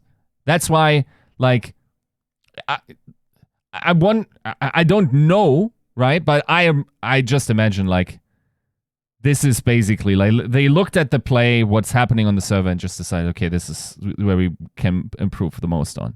He also doesn't care particularly, like, he is honed in on, like, one player, and you will just tell the other player in the same position, I'm sorry, dude, this guy's just, like, way too good. You're not going to play on my team. Yeah. Right. He's not going to give you any illusions. Dude, okay, you don't have to convince me when you talk about the Gumba punching up, but right, bro, you've punched up how many positions again? 1, 2, 4 positions from where I am. Mm-hmm. You've punched up so many. That's. Have you ranked them, like? Is this how far they can punch up? Like, where is this for you? Is this like? Yeah, the top of the range for Mayhem? I think they can get 5th, but that's okay. Same. They could be a top 5 team. I agree with that. Oh fuck. Yep. Right. I mean, there's some holes, like, near the about to go wild. They could also be an 11th. They will. Wild. There could also be an 11th team if shit goes awry, though. Not 11. Headline. Surely not 11. News headline. Yiska thinks Mayhem could go as high as top 5. Boom. Mind blown. Floor is like 8. I'd say 8. Yeah, 8 doesn't. Yeah. Yeah. I think they're better. I think they're just better than Justice. 6 to 8 shouldn't be, but 6 to 8. Like, if they're landing there, I don't feel proven wrong. Let's say that. Yeah. I can already imagine. I'm looking to the future. I'm already seeing the comments. How could they have Mayhem above Justice? Decay's way better than Hydron. What? Someone Adam Mag's better than, bro. Yeah, they said the same thing about you guys are starting some shit. You guys about to be stirring some shit. How could they have Mayhem in 6th place and Toronto in the 10th place when you got Chorong Twilight versus Kareev Animo? I can already see it. You guys are really, bro. We're stirring up some shit. I'm here for it. Let's not forget you guys. You guys are stirring some shit up. This is Rollstar Kareev. He won't be playing for a while. Majed, unless Majed can get to NA, he won't be playing for a while. Yeah, so, I don't expect Majed to. He's gonna need an alien saucer to pick him up and drop him off. Yeah, that's tough. He ain't getting over. That's a tough one. That's not even some sort of. That's just a normal alien joke, not even like an illegal alien joke. Just a regular standard normal alien from joke. Ours. Yeah. Or wherever, just not from Earth. Anywhere that's not from Earth. Yes. Okay, wow. Look, again, I'm someone that has a lot of faith in Mayhem, but that is quite some faith you have. So what do we got left? Sir. We've revealed all Mayhems. We've revealed the New Yorks. I think we've got them. It looks like our top Yeah, we're starting five. to get some new teams. Our top five is all consolidated together. Let's see if we've all I expect yes. got the same fifth place. Have we got all the same fifth place? I've got to assume. Oh, okay, that is spicy. Ooh. Now, okay, I want to hear that. What? The rain placement? Oh, really? I think it's guys. It's clear. There's an obvious reason why I put them here in fifth place. You're overcompensating for Australians? It's because I fucked up. It's because I fucked up. That's all it is. I've simply made a mistake, and I put them too low. No, it's because I'm trying to appeal to the masses. Because all the fans think Atlanta's They think bad. Atlanta's right? bad? They think Atlanta's bad, so I gotta put them lower than where I want to appeal to the masses. Jesus. You know, Christ. I'm farming karma here. I'm a karma farmer. That's why I put Mayhem lower than you guys. I've put Atlanta lower. True. Than you guys. Okay, I'm starting to see the strats. I'm trying to appeal to the common denominator fan who thinks this way as well. So you know, I'm with you. I'm with your 2-digit IQ people. I'm with you right there. With my look, you might be on 2-digit IQ, but my 3-digit IQ is only just a flat 100. I'm just one above 99. You're king of the fools? I'm with you. Yep. Hey, it's good to be king. True. As long as I'm king. Look, first of all, top 5 is fucking great. Let's just get that out of the way. Yeah. Top 5 is amazing. Congratulations. Atlanta being a top 5, great. A good position for them. Here's a couple of things. Okay, there's a lot of positives. First of all, Ultraviolet OG, great duo. Hawk, great player. Gator, good in his own way, but I think Hawk's probably going to end up being the better player of the two. Who knows? Yeah. Kai, Venom, Nero. I think Kai is the key outstanding player here. I think Nero was decent last year, but it's pretty clear he will be a downgrade over Pelican. People are going to mention Speedly. Don't bother. He's not going to be playing for like a million years. This guy doesn't even come until halfway through stage 3. Like, get out of here. Maybe okay, there's an offshoot chance that Speedly comes in and he's just the best fucking player and they just win the league off that. But that's unlikely, man. You can't be banking on your best player coming in that late to change your season. That's just silly. That's really silly. Now, minuscule chance that is what happens, and I'm willing to accept that risk, but it just seems like such an unlikely thing for me. I don't hate the signing. I just think like you can't depend on this guy being what changes your fate when you have to play 2.5 stages without him. And he can't even really practice with you for 2.5 stages, because if you're scrimming with Speedly during the time that you're not even going to use him, that's just a waste of time. That's just a waste of scrims when you need to be practicing with your team that's actually going to be playing. So yeah, there's just a lot going on there. Venom right now is still a bit of a one trick. I'm sure he's learning other heroes, but he's just a tracer player, which means if it's not a tracer meta, it's just Kai and Nero. And I think Kai is really good, but when I look at the other rosters above, I just see better pieces in certain areas, and it's rough because I think this is interchangeable with Houston. I probably should have put Houston here. Probably should have. Sorry, I probably should have put Houston here. Probably should have put Rain in 4th instead. But I got a lot of faith in this kind of Dante Pelican line. And I do rate Piggy. The truth is, I do rate Piggy. That's the truth. I don't underrate Gator and Hawk, and I think I do sing their praise a little bit. I think they did better as a duo. To be fair, if this was 6v6, I think I'd have Atlanta higher. I think I've probably made a mistake in terms of the backline. I think Iris Lastro is good, but I probably prefer OG Ultraviolet. This is just a really hard one. I'm not gonna lie. Oh, for sure. For me, Atlanta, Houston could have easily have been exchanged here. It's just close. I think Houston do have a good roster as well. I'm not going to talk about Houston too much here. It's just because you guys have Houston, so I kind of have to play the other side a little bit here as well. I don't know. This one is potentially misranking, but I'll cop it. I'll cop it on the face here. I think we're getting close to splitting hairs, if I'm gonna be honest. Like it's really coming down to like how we view what the new game looks like, where we place our our individual weights. Like I don't think you're like far off. I think like that's probably within the range. Like I would say Atlanta Reign is like very clearly a top 5 team. I think that's just safe to say. And if I'm allowed as well, the Junkbuck coaching lead, Jake, trio of coaching the back, I think is pretty reasonable. Mm-hmm. Not that I underrate Brad and Danny. It's just I don't know. I think Houston have a lot of pluses that when I start adding them all together, it's just my opinion. At the end of the day, I think I just think my opinion landed that I thought Houston were better than Atlanta. Mm-mm. But the truth is, you could easily exchange them any day of the week. That's the truth. Mm-hmm. So how juiced are you, Yiska? I mean, how juiced are you? I think in some metas, Houston is top 3.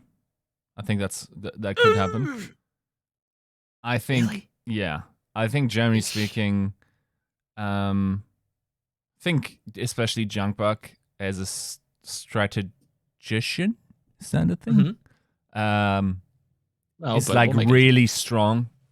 Yes, agreed. Where he probably has a leg up on basically almost every other coach in the league. I think this roster's, I don't know, like getting Pelican is actually just nuts, right? Like in that situation. It's one of the biggest wins of the offseason. Yeah. Easily. I think like, yes, the Peggy solo tank line is a big question mark for sure. And that's why I had to put them lower. In all actual fact, when I handed in my rankings, I actually did tier breaks. And for me, Houston is in its own tier. It's clearly like above the mid, but it's below the top 4 for me. Okay. Interesting. I think I see where you're going with like the tier break.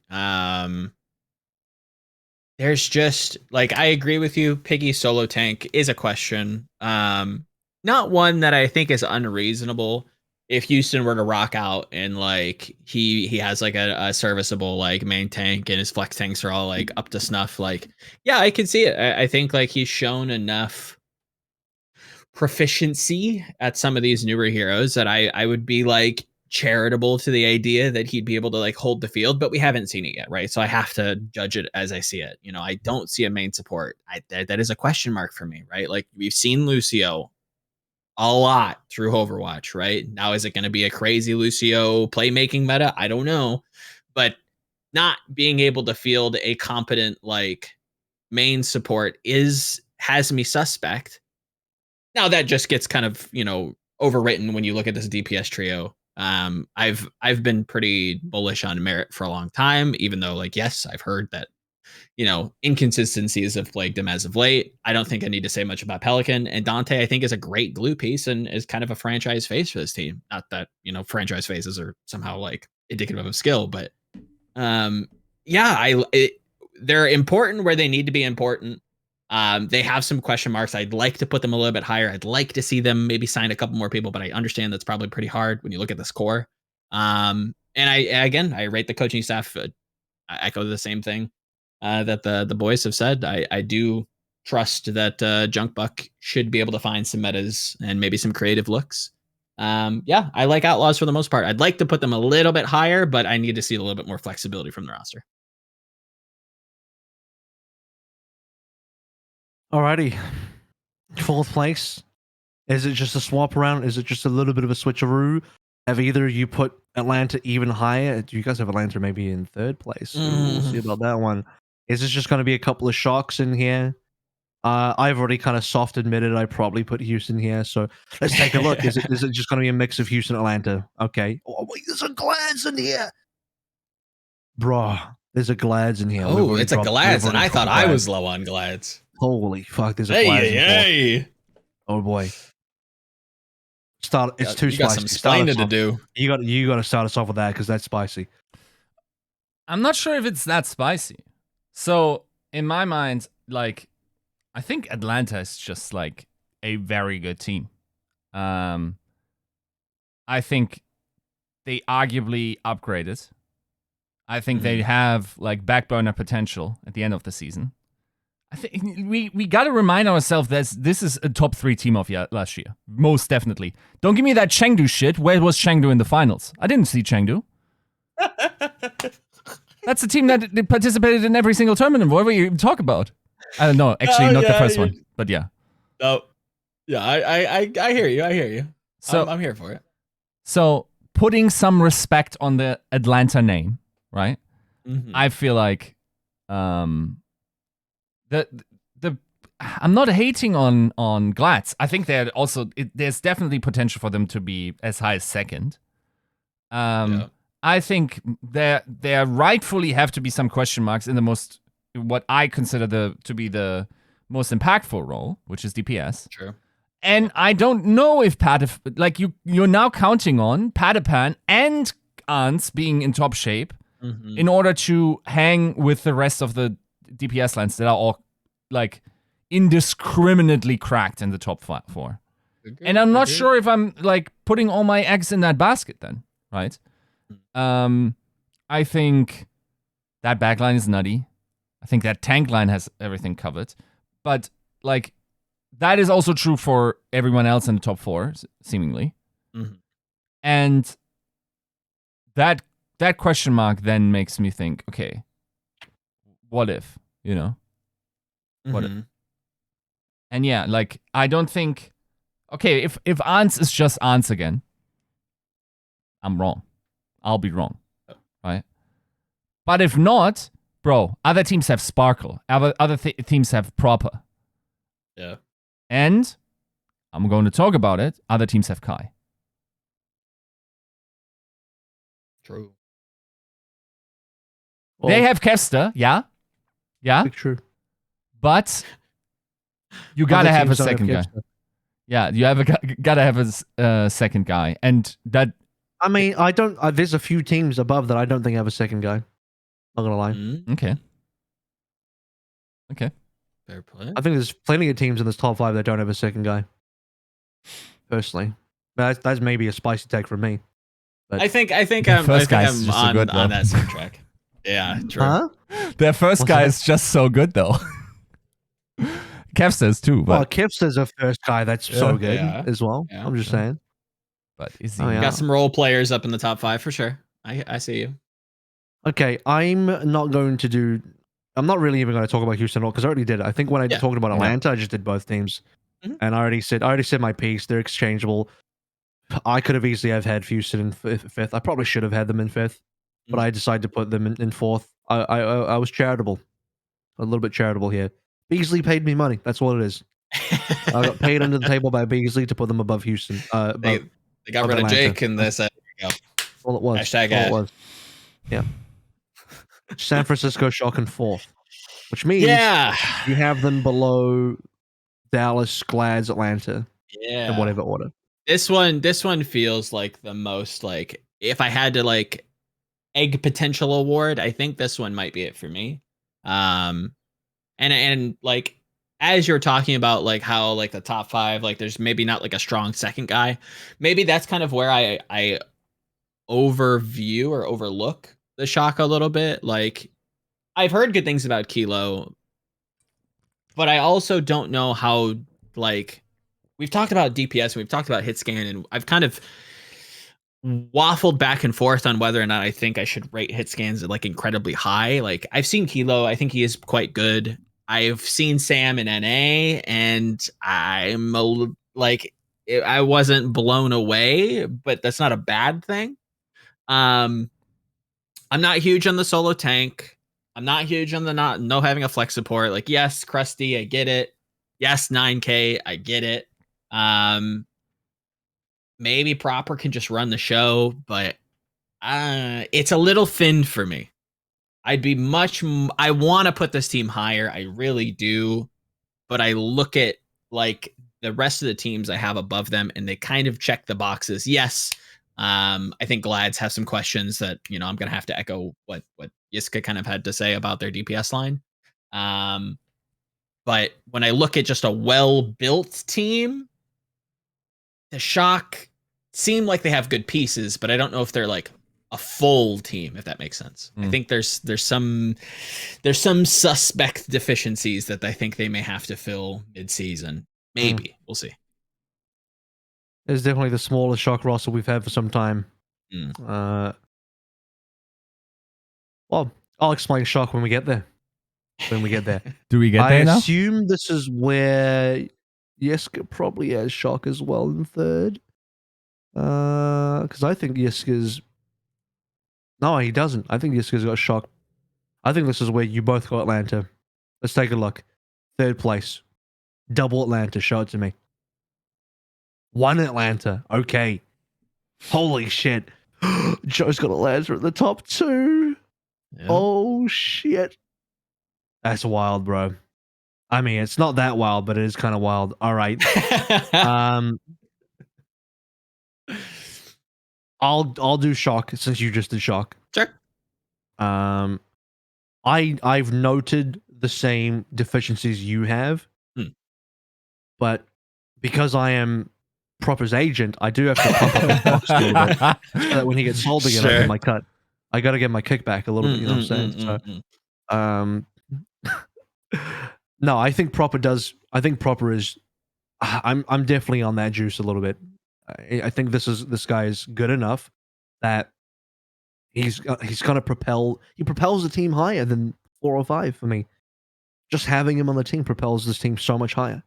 I think Kilo is a lot in there as well. I think Kilo's sort of reputation in terms of where people think he is has fluctuated between like, oh, insane rookie pickup to like, oh, he's not that consistent to. I think it's now kind of evening out a little bit between overrated and underrated. Now he's just rated correctly, which is that he's a great rookie talent. Probably not going to be a 2020 Arns type of guy, but I mean that's a once in a that was such a crazy performance that even Arns can't repeat it himself, right? Even the guy that did it can't do it again. So no one can really live up to that. The solo tank here with Kaluj does raise some questions, but he also was kind of like the tank to pick up if you want to get a tank from NA. So I don't hate it. I'm starting to come around to the idea of Violet main support as well. And technically they do cover double flex. I guess Violet just has to be like a support flex god. Yeah. I'm really big on Finn though, because here's the other thing. I think that the other player on this team that also just gives me a ton of confidence is how damn good Finn is. To me, in the flexible position from a Contender's career, Finn was the outstanding number 1 player from that position by a margin. You know, so he really does give me some potential Alarm vibes. You know, when Alarm first came to the league, I don't think Finn can win Rookie of the Year when his teammate is Proper, but you know, he gives me similar to like it does make me feel a lot like when Alarm joined. It's like, dude, this one flex support is so unreal, and the fact that he's the guy putting Violet onto main support really tells you a lot. Because he did the same thing at O2 Blast when he was playing with Neko. Neko was a flexible. He put Neko into a main support, and this guy Finn came along. I was like, who the fuck is Finn? Legitimately, what I was thinking in my brain, I was like, who's Finn? How's this Finn guy put Neko in main support? And then Finn was crazy. I'm like, oh, that's why. Makes a lot of sense. Yeah. Yeah. I mean, Crusted Kasora's great coaching team as well. Yeah. 9K. Oh, I've got to put Byzenith in there. Sorry, what's that? 9K back as well. Yeah. Actually, Byzenith is no longer there. I was looking at the previous year. Yeah, 9K there as well.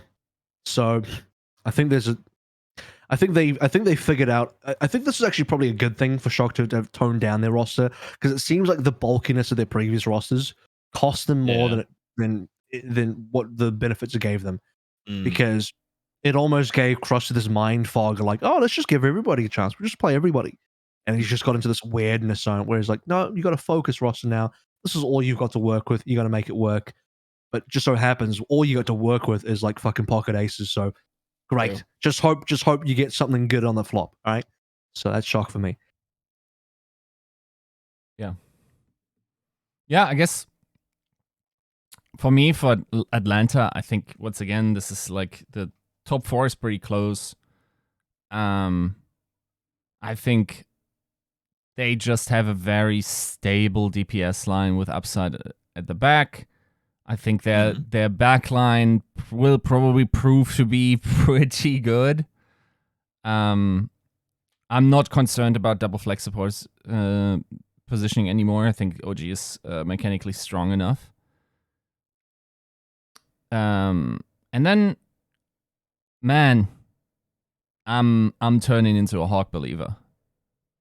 This kid is actually mad underrated. Probably was last season as well. Like, you know how we have 0 role stars in a team that is top 3? Hawk's probably the most robbed out of the. Probably. Or I guess Pelican. No. It was Pelican. Yeah. Let's be clear. Yeah, that's fair. Pelican was the most robbed. Yeah. That's fair. Yeah. But yeah, I think it's fair to have them there. I wouldn't be surprised if they were to land below Glads or, I mean, above Shock, I guess.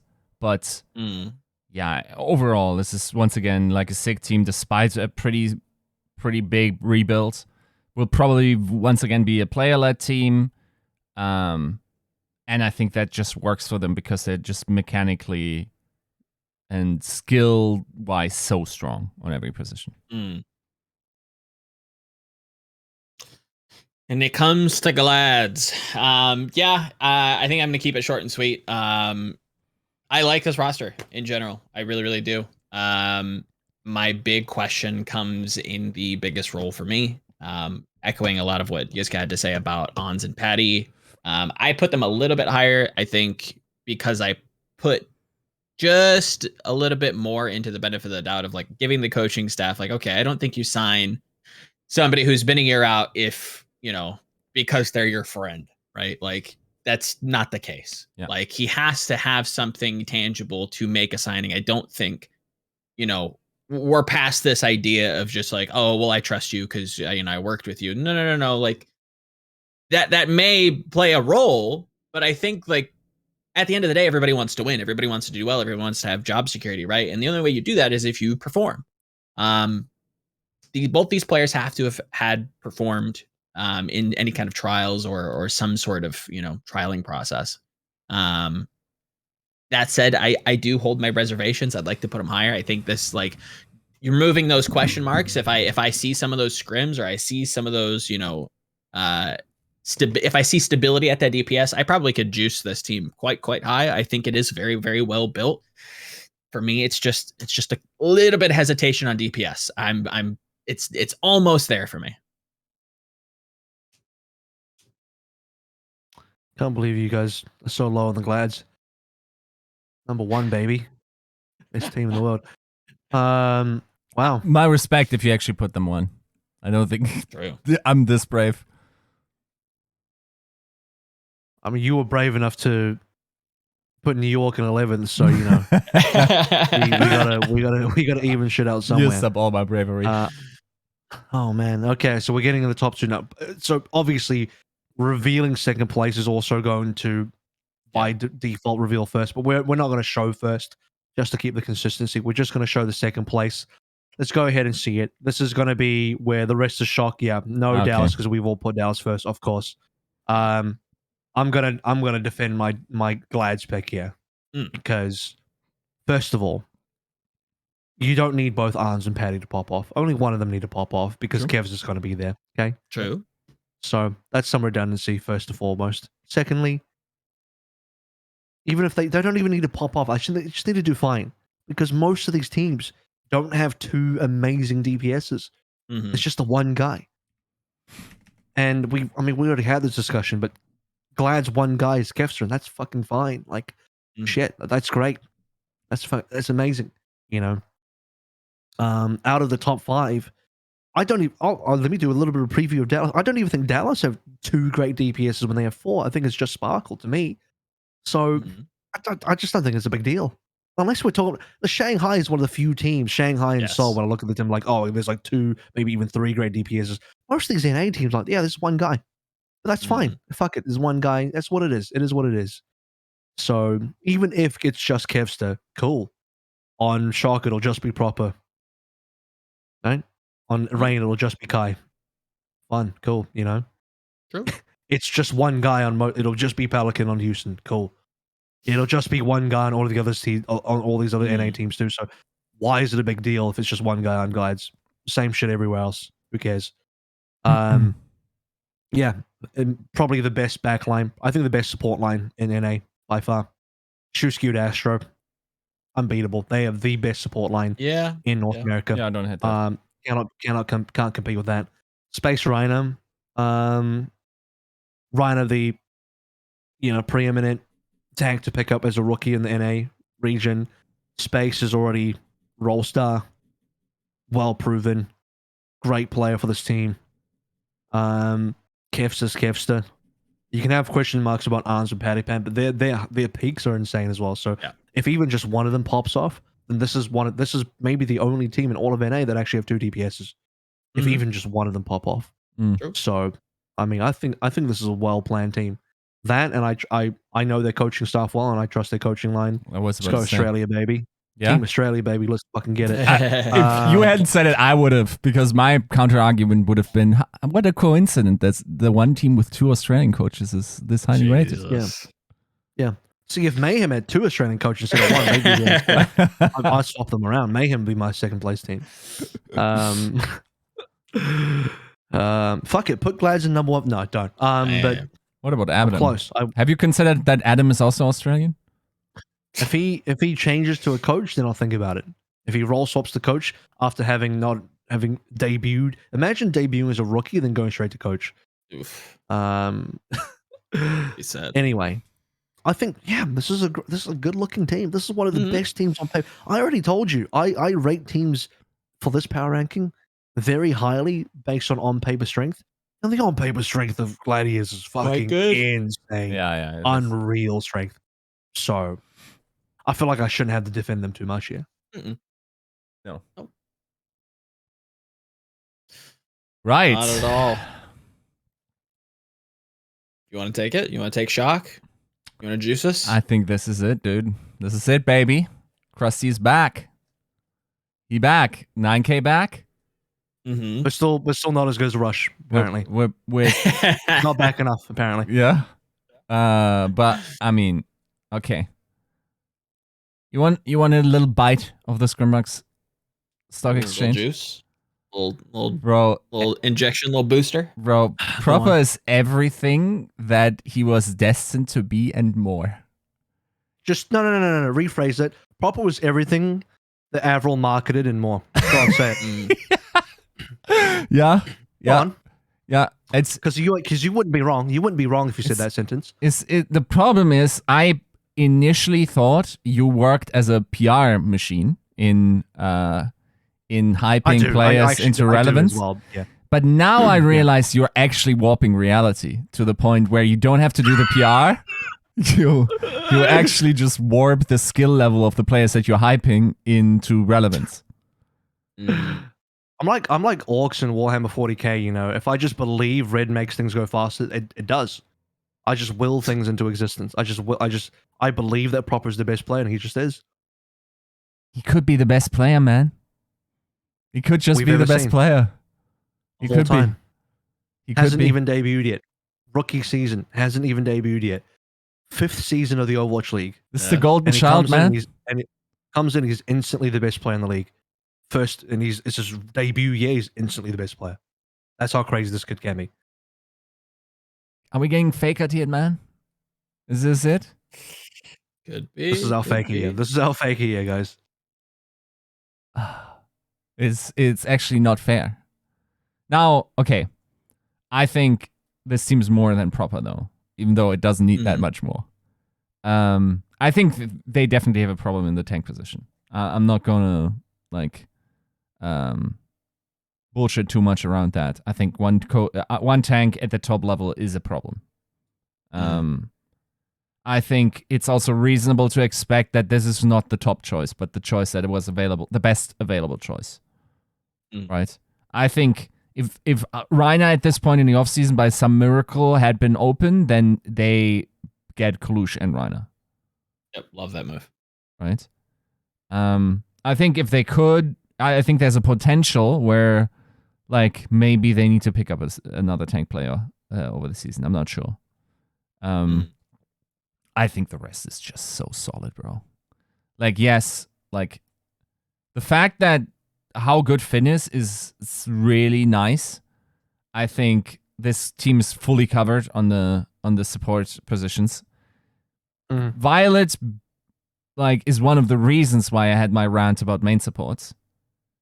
Because that just works. Okay, now we're in the like, but it's just one of those two has to work out, right? It's one of who? Sam or Kilo. Oh, right. Yeah. And I'm not sure if I'm less believing that than Patipan and Ants. I think that's about same probability. I think that's also a meta thing. I think that's unfortunately a language barrier thing. Because, I mean, yeah, okay, with Colution now you pretty much have to communicate in English the entire time, and I think that's also something that's highly encouraged internally. But yeah, like, I think most of the time you would see proper Kilo. And yeah, I don't know, this is... I would be way higher on this team even, or would feel way more secure in my pick if this was the post-COVID world where they could feasibly get visas quickly, where they could supplement from O2, for instance, right? Well, no, I see. I mean, couldn't they have just done that in the preseason? Just pick up more O2 people? Yeah, but I would assume they would have, and it's kind of surprising that they didn't, but maybe it's a shift in building. Can I ask you, I mean, you've named some of it already, but can I ask you why, with all of these strengths, I don't want you to go too far into Dallas, but like more so in the shock side, why you didn't just put them first in? Is it really the Kaluge solo tank factor that is the difference maker between these two being first and second? And the question of the second DPS, though I suppose you would fairly have to attribute that to Dallas as well, even though they have one more option. I think they're also just a smaller roster, right? And once again, like, in my mind, having more players, especially ones that are not like throwing hissy fits sitting on the bench, but actually like form a unit out of them, like having that big block of marble and like chiseling your best version out of that piece of rock is the better option than having to form stuff out of clay, you know, with like limited. So yeah, we'll save a little bit of the Dallas talk for when we get there. Joe, you have the highest Atlanta rating out of all of us. Yeah. How much does Seffi pay you? What's going on? I wish a lot. You know, Seffi, if you want to slide some Ixnay on the beta, yay. You know, just saying. Yeah, I like the overall vibe of this team, and I have since they kind of went on their bit of a run. I doubted them for a long time. Felt like they were kind of painted in a corner in a lot of ways. But I think that was kind of their strength at the end of the day. And I see that being a big benefit. We've kind of talked about the roster. I think the only thing that I can really add is potential hesitation when it comes to the DPS lineup. I genuinely wouldn't mind putting them, like, if things were a little bit different in terms of like, maybe not Venom and Speedily could play, I wouldn't mind putting them first for a few different reasons, but that's not the world we live in. I think they have a very rigid DPS lineup. They cover all the bases, but I can see them ending up like a Philly of last year where they have to do a lot of shifting, and that's not something historically that I've been really, really big on. The rest of it, I think, is really bulletproof. I think a lot of the stuff that Harsh's episode in general kind of talked about with the tanks when it came to Dallas also, I think, apply to Rain, even though I agree Hawk is probably pretty underrated. Yeah, I like this team a lot. No, I don't think Speedily will have a significant impact on most of the season, but I can see him kind of coming in and performing very well later on. I don't rank that as any kind of huge metric, but something to take note of. I've been pretty big on Nero for most of his career. I think he's a little underrated. And Kai is just kind of fucking nuts, let's be honest. Venom has a weird role, but yeah, I like this team. I think it's well built. I think they're going to be stylistic. I think they're going to do what they think is the best. And I think that removal of bureaucracy from like this kind of player run team, is as much as we kind of paint them in that direction, is going to make them very agile in some sense. Shall we get into it? Let's go. Let's talk about Dallas.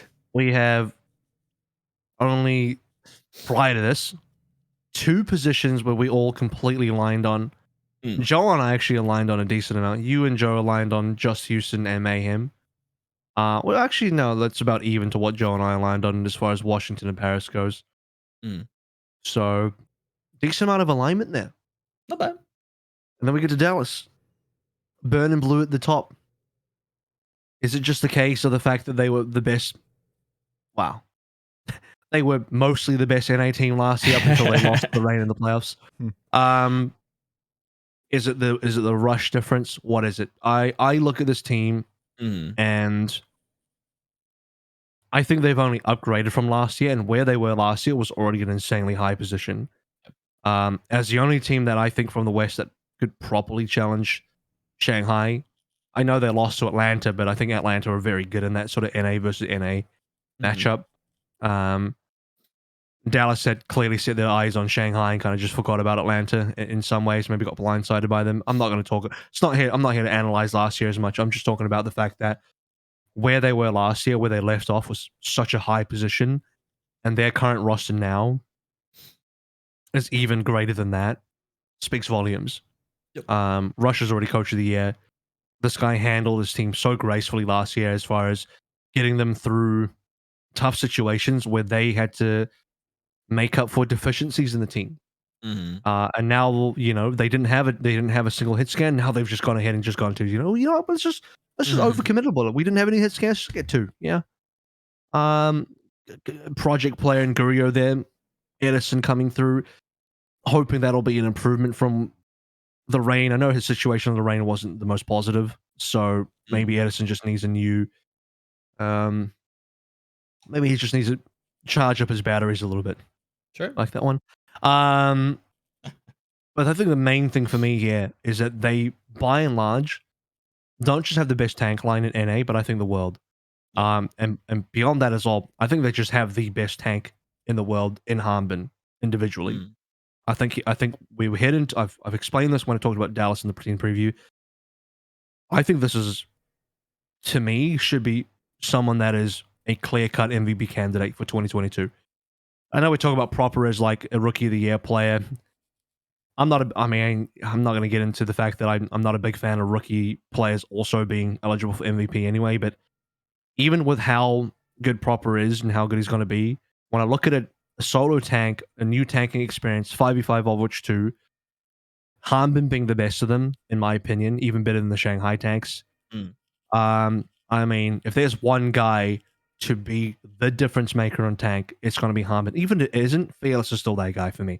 So it doesn't matter. They can both do it. But to me, right now, Harbin is like the dude. And then there's still Sparkle. I'm still a little bit unconvinced by Doha based on what I saw last year, but I think he's more than a capable player. We've heard great things about Soldier in the alpha so far in the scrims, and Doha played a lot of that.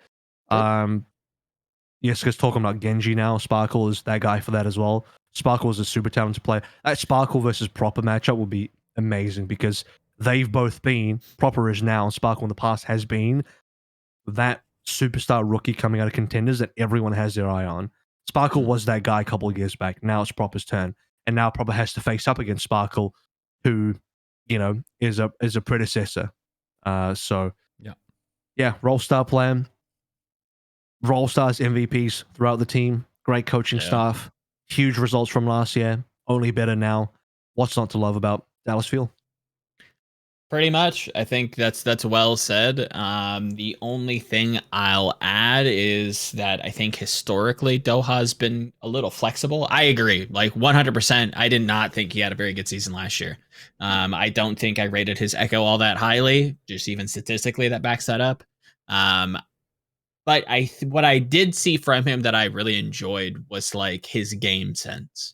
It felt like whoever is doing the calling, whether it's him kind of making the decision on his own or somebody kind of feeding him information that he kind of disseminates and, makes these plays. He does a lot of like late stage swapping.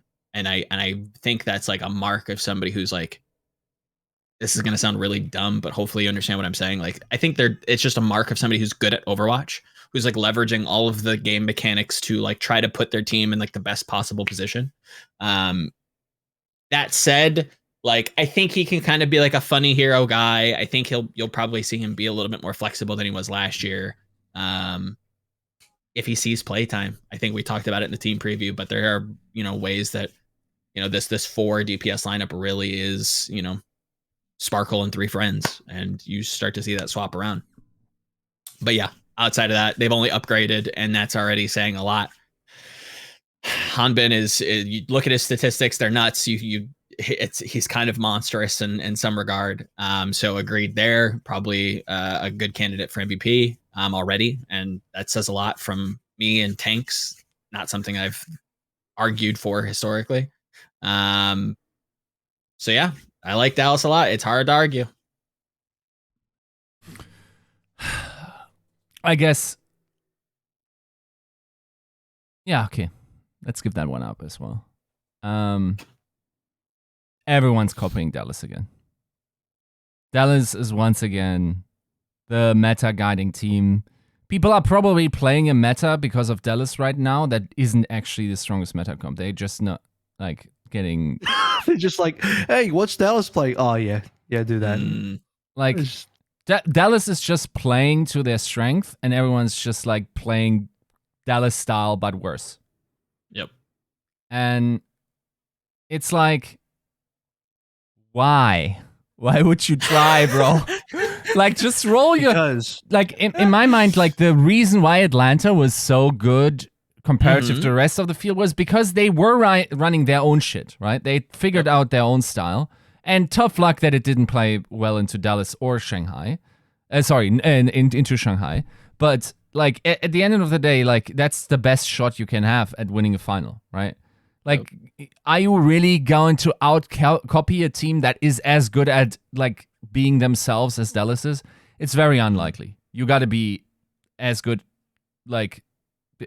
It's just not going to happen unless you're probably the Shanghai Dragons. And even they weren't able to get past Dallas as long as Fearless was on Winston, right? Sure. So, yeah, like Dallas is the gold standard in NA once again.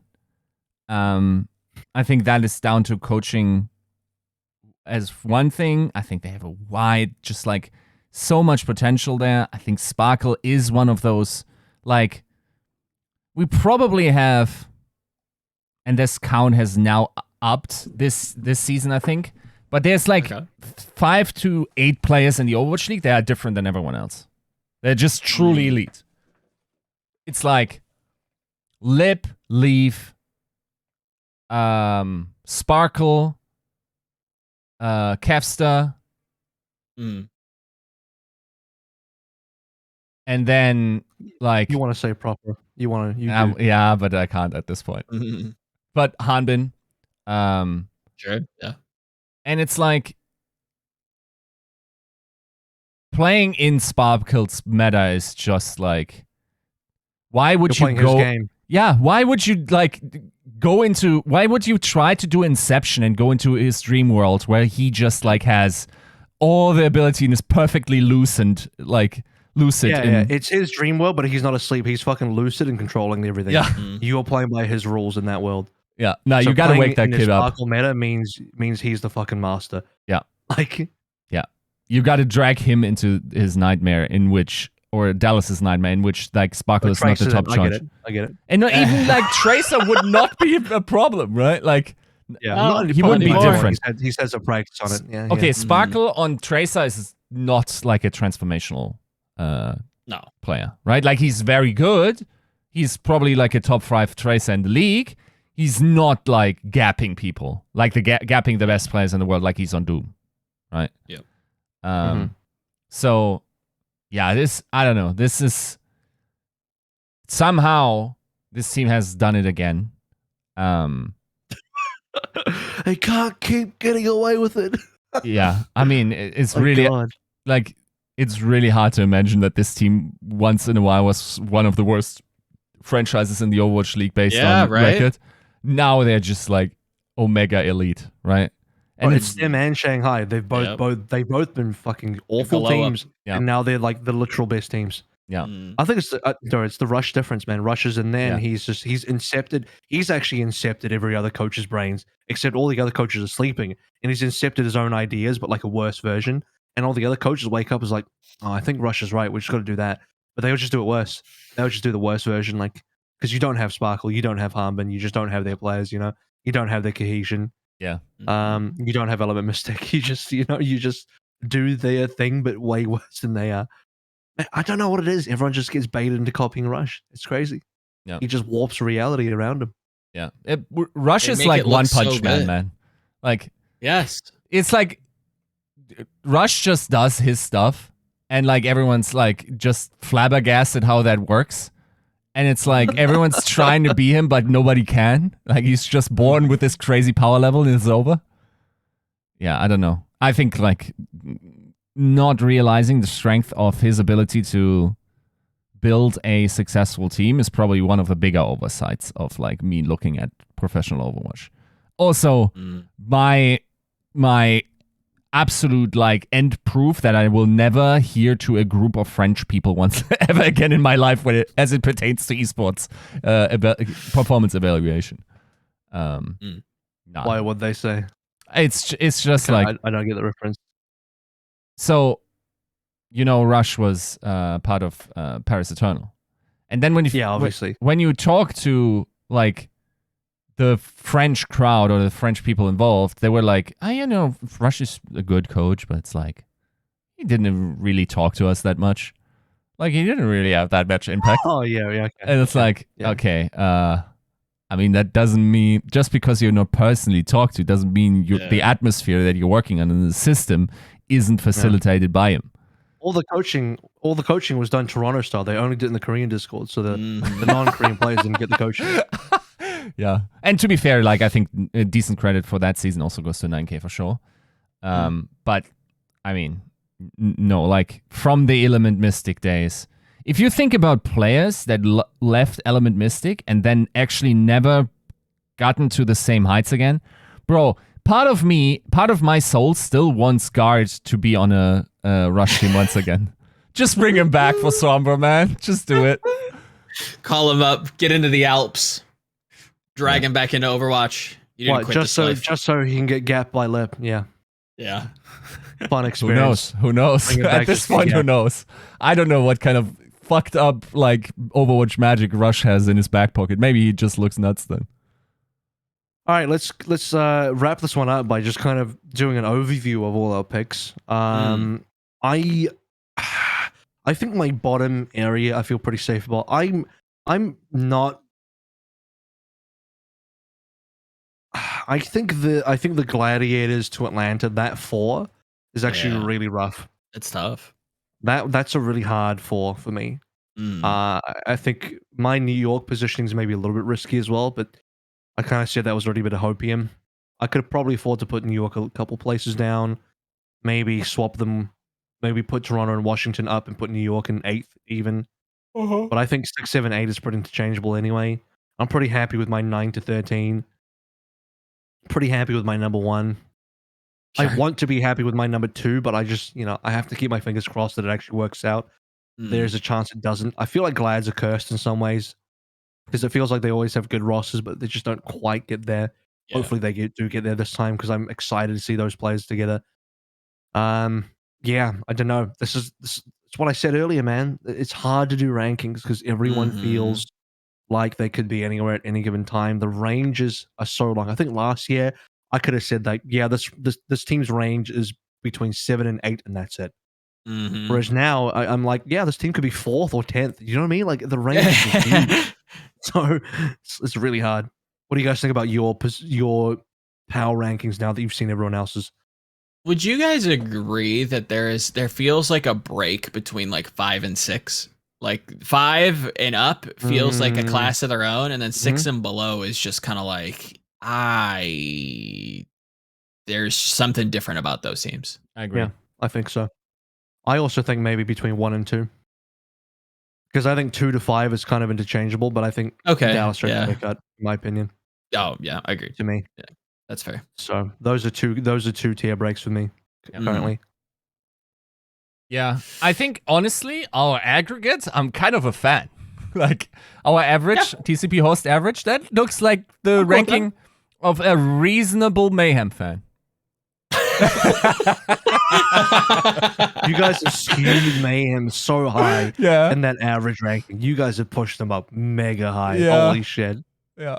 This looks like a normal ranking, except it's done by a Mayhem fan. Like, yeah. Like knowing the juice that Yiska has dribbled this episode, I look at Gunba and I'm like, he doesn't play. No, he's not gonna bitch out. He's gonna like stick to his guns. He knows like what his roster is good at. He knows how he views the game. And I think like the Mayhem have like that. I think they're gonna be a little creative, let's say, when compared to like the field, because everybody's chasing Dallas. I think they will push. I think they will punch above their weight. My problem is, you can be the best fucking coach in the world. You can exchange Gumba and Rush and just put Rush on this team and put Gumba on Dallas, whatever. And your roster quality needs to be there to really contend. And I think for Mayhem, even if Yiska's right and they have this one guy on their team that no one knows about, that's going to be fucking crazy, that people have underrated. Even if that's correct, that's one guy. You got other teams that have like 4 or 5 of those guys, maybe, 3 to 6 of those guys anywhere in that range. So you just can't. You can put the best coach on this team, but your roster quality needs to be there if you're going to contend. You can't fucking coach a guy to click better. You can't. You can tell them to stand in a better position. You can tell them to talk better and communicate and to work better as a team, or maybe help them practice and get better practice quality. But when you have freaks of nature on other teams that will simply click your head better than you can click theirs, you can't coach that. You can't. I agree. This is like whoever this one mechanical beast is, and Anima. So they're limited. Unfortunately, they will punch above their weight, but they are limited on roster quality, and that's not something you can fix with coaching. That's something you fix with more money and buying better players. Sadly, that's sports. Sports is pay to win, and you can moneyball your way through, but that doesn't mean the Aces. That doesn't mean the Oakland A's are winning the World Series. It means they'll do way better than what you thought they'd do because they moneyballed, but they're not winning the World Series. True. That's the truth. That's my take on that. So, TCP host average is ranked by a Mayhem fan. It's just like, let's just put Mayhem like 5 places up. But otherwise, it's pretty based. I think it's pretty based. What do you guys think? Yeah, I like it. I think this is a good like metric. A very like, again, yes, Mayhem could be a little bit pushed, but everything else, I'm okay with. I think the floor for Boston sits around there. I wouldn't be surprised if they'd maybe trade some places with New York or Toronto throughout the season, maybe even a Justice. Yeah, I think moving some spots is without reason, but there's no like obvious glaring questions outside of the Mayhem. Right. Cool. Final thoughts done. Happy? Good? Happy. Any regrets? No, you're not that happy. You got some risky picks in there. You're not that happy. I mean, no regrets. You live, you learn. No. Well, the regrets come later. Yeah, no, they come with the comments. Yeah, they come with writing another apology letter to Paris. They come months down the line when when we find out what when completely unexpected things happen, like a brand new era comes out that is just that no one could have predicted, and it's like wrecking ball in terms of just like wackiness. Yep. Like who thought that was going to be a hero in Overwatch? You know what I mean? Like just some crazy, like Minecraft Steve enters the game and he just builds blocks around him. Like that just happens. And you're like, who's the best Minecraft Steve player in the game? And that just completely warps everything. And it turns out, fucking Checkmate's the best Minecraft Steve player. Now Mayhem at number 1. Yeah. Boom. That's just Can you and everyone's like, imagine? oh, I can't believe you didn't put Mayhem as number 1. These fucking people are so stupid. How did you not put them as number 1? Didn't you know Minecraft Steve was going to be in the game? That's what's going to happen. So, not even a crazy thought. You know, we are owned by Microsoft now, so we'll see what happens. All right, Crossovers. Episode 227. That is our NA power rankings done and dusted. Now, stay tuned because we will have the APAC power rankings very soon. Hopefully, they'll be as spicy as well. Probably not. Maybe. Probably not. Hopefully. Maybe. We'll see what people do. We'll shake it up. I'm just going to do mine by purely RNG. I'm just going to let a random number generator spit out 7 teams and just see where they land. That's what I'm going to do. So stay tuned for 228. We'll catch you next time.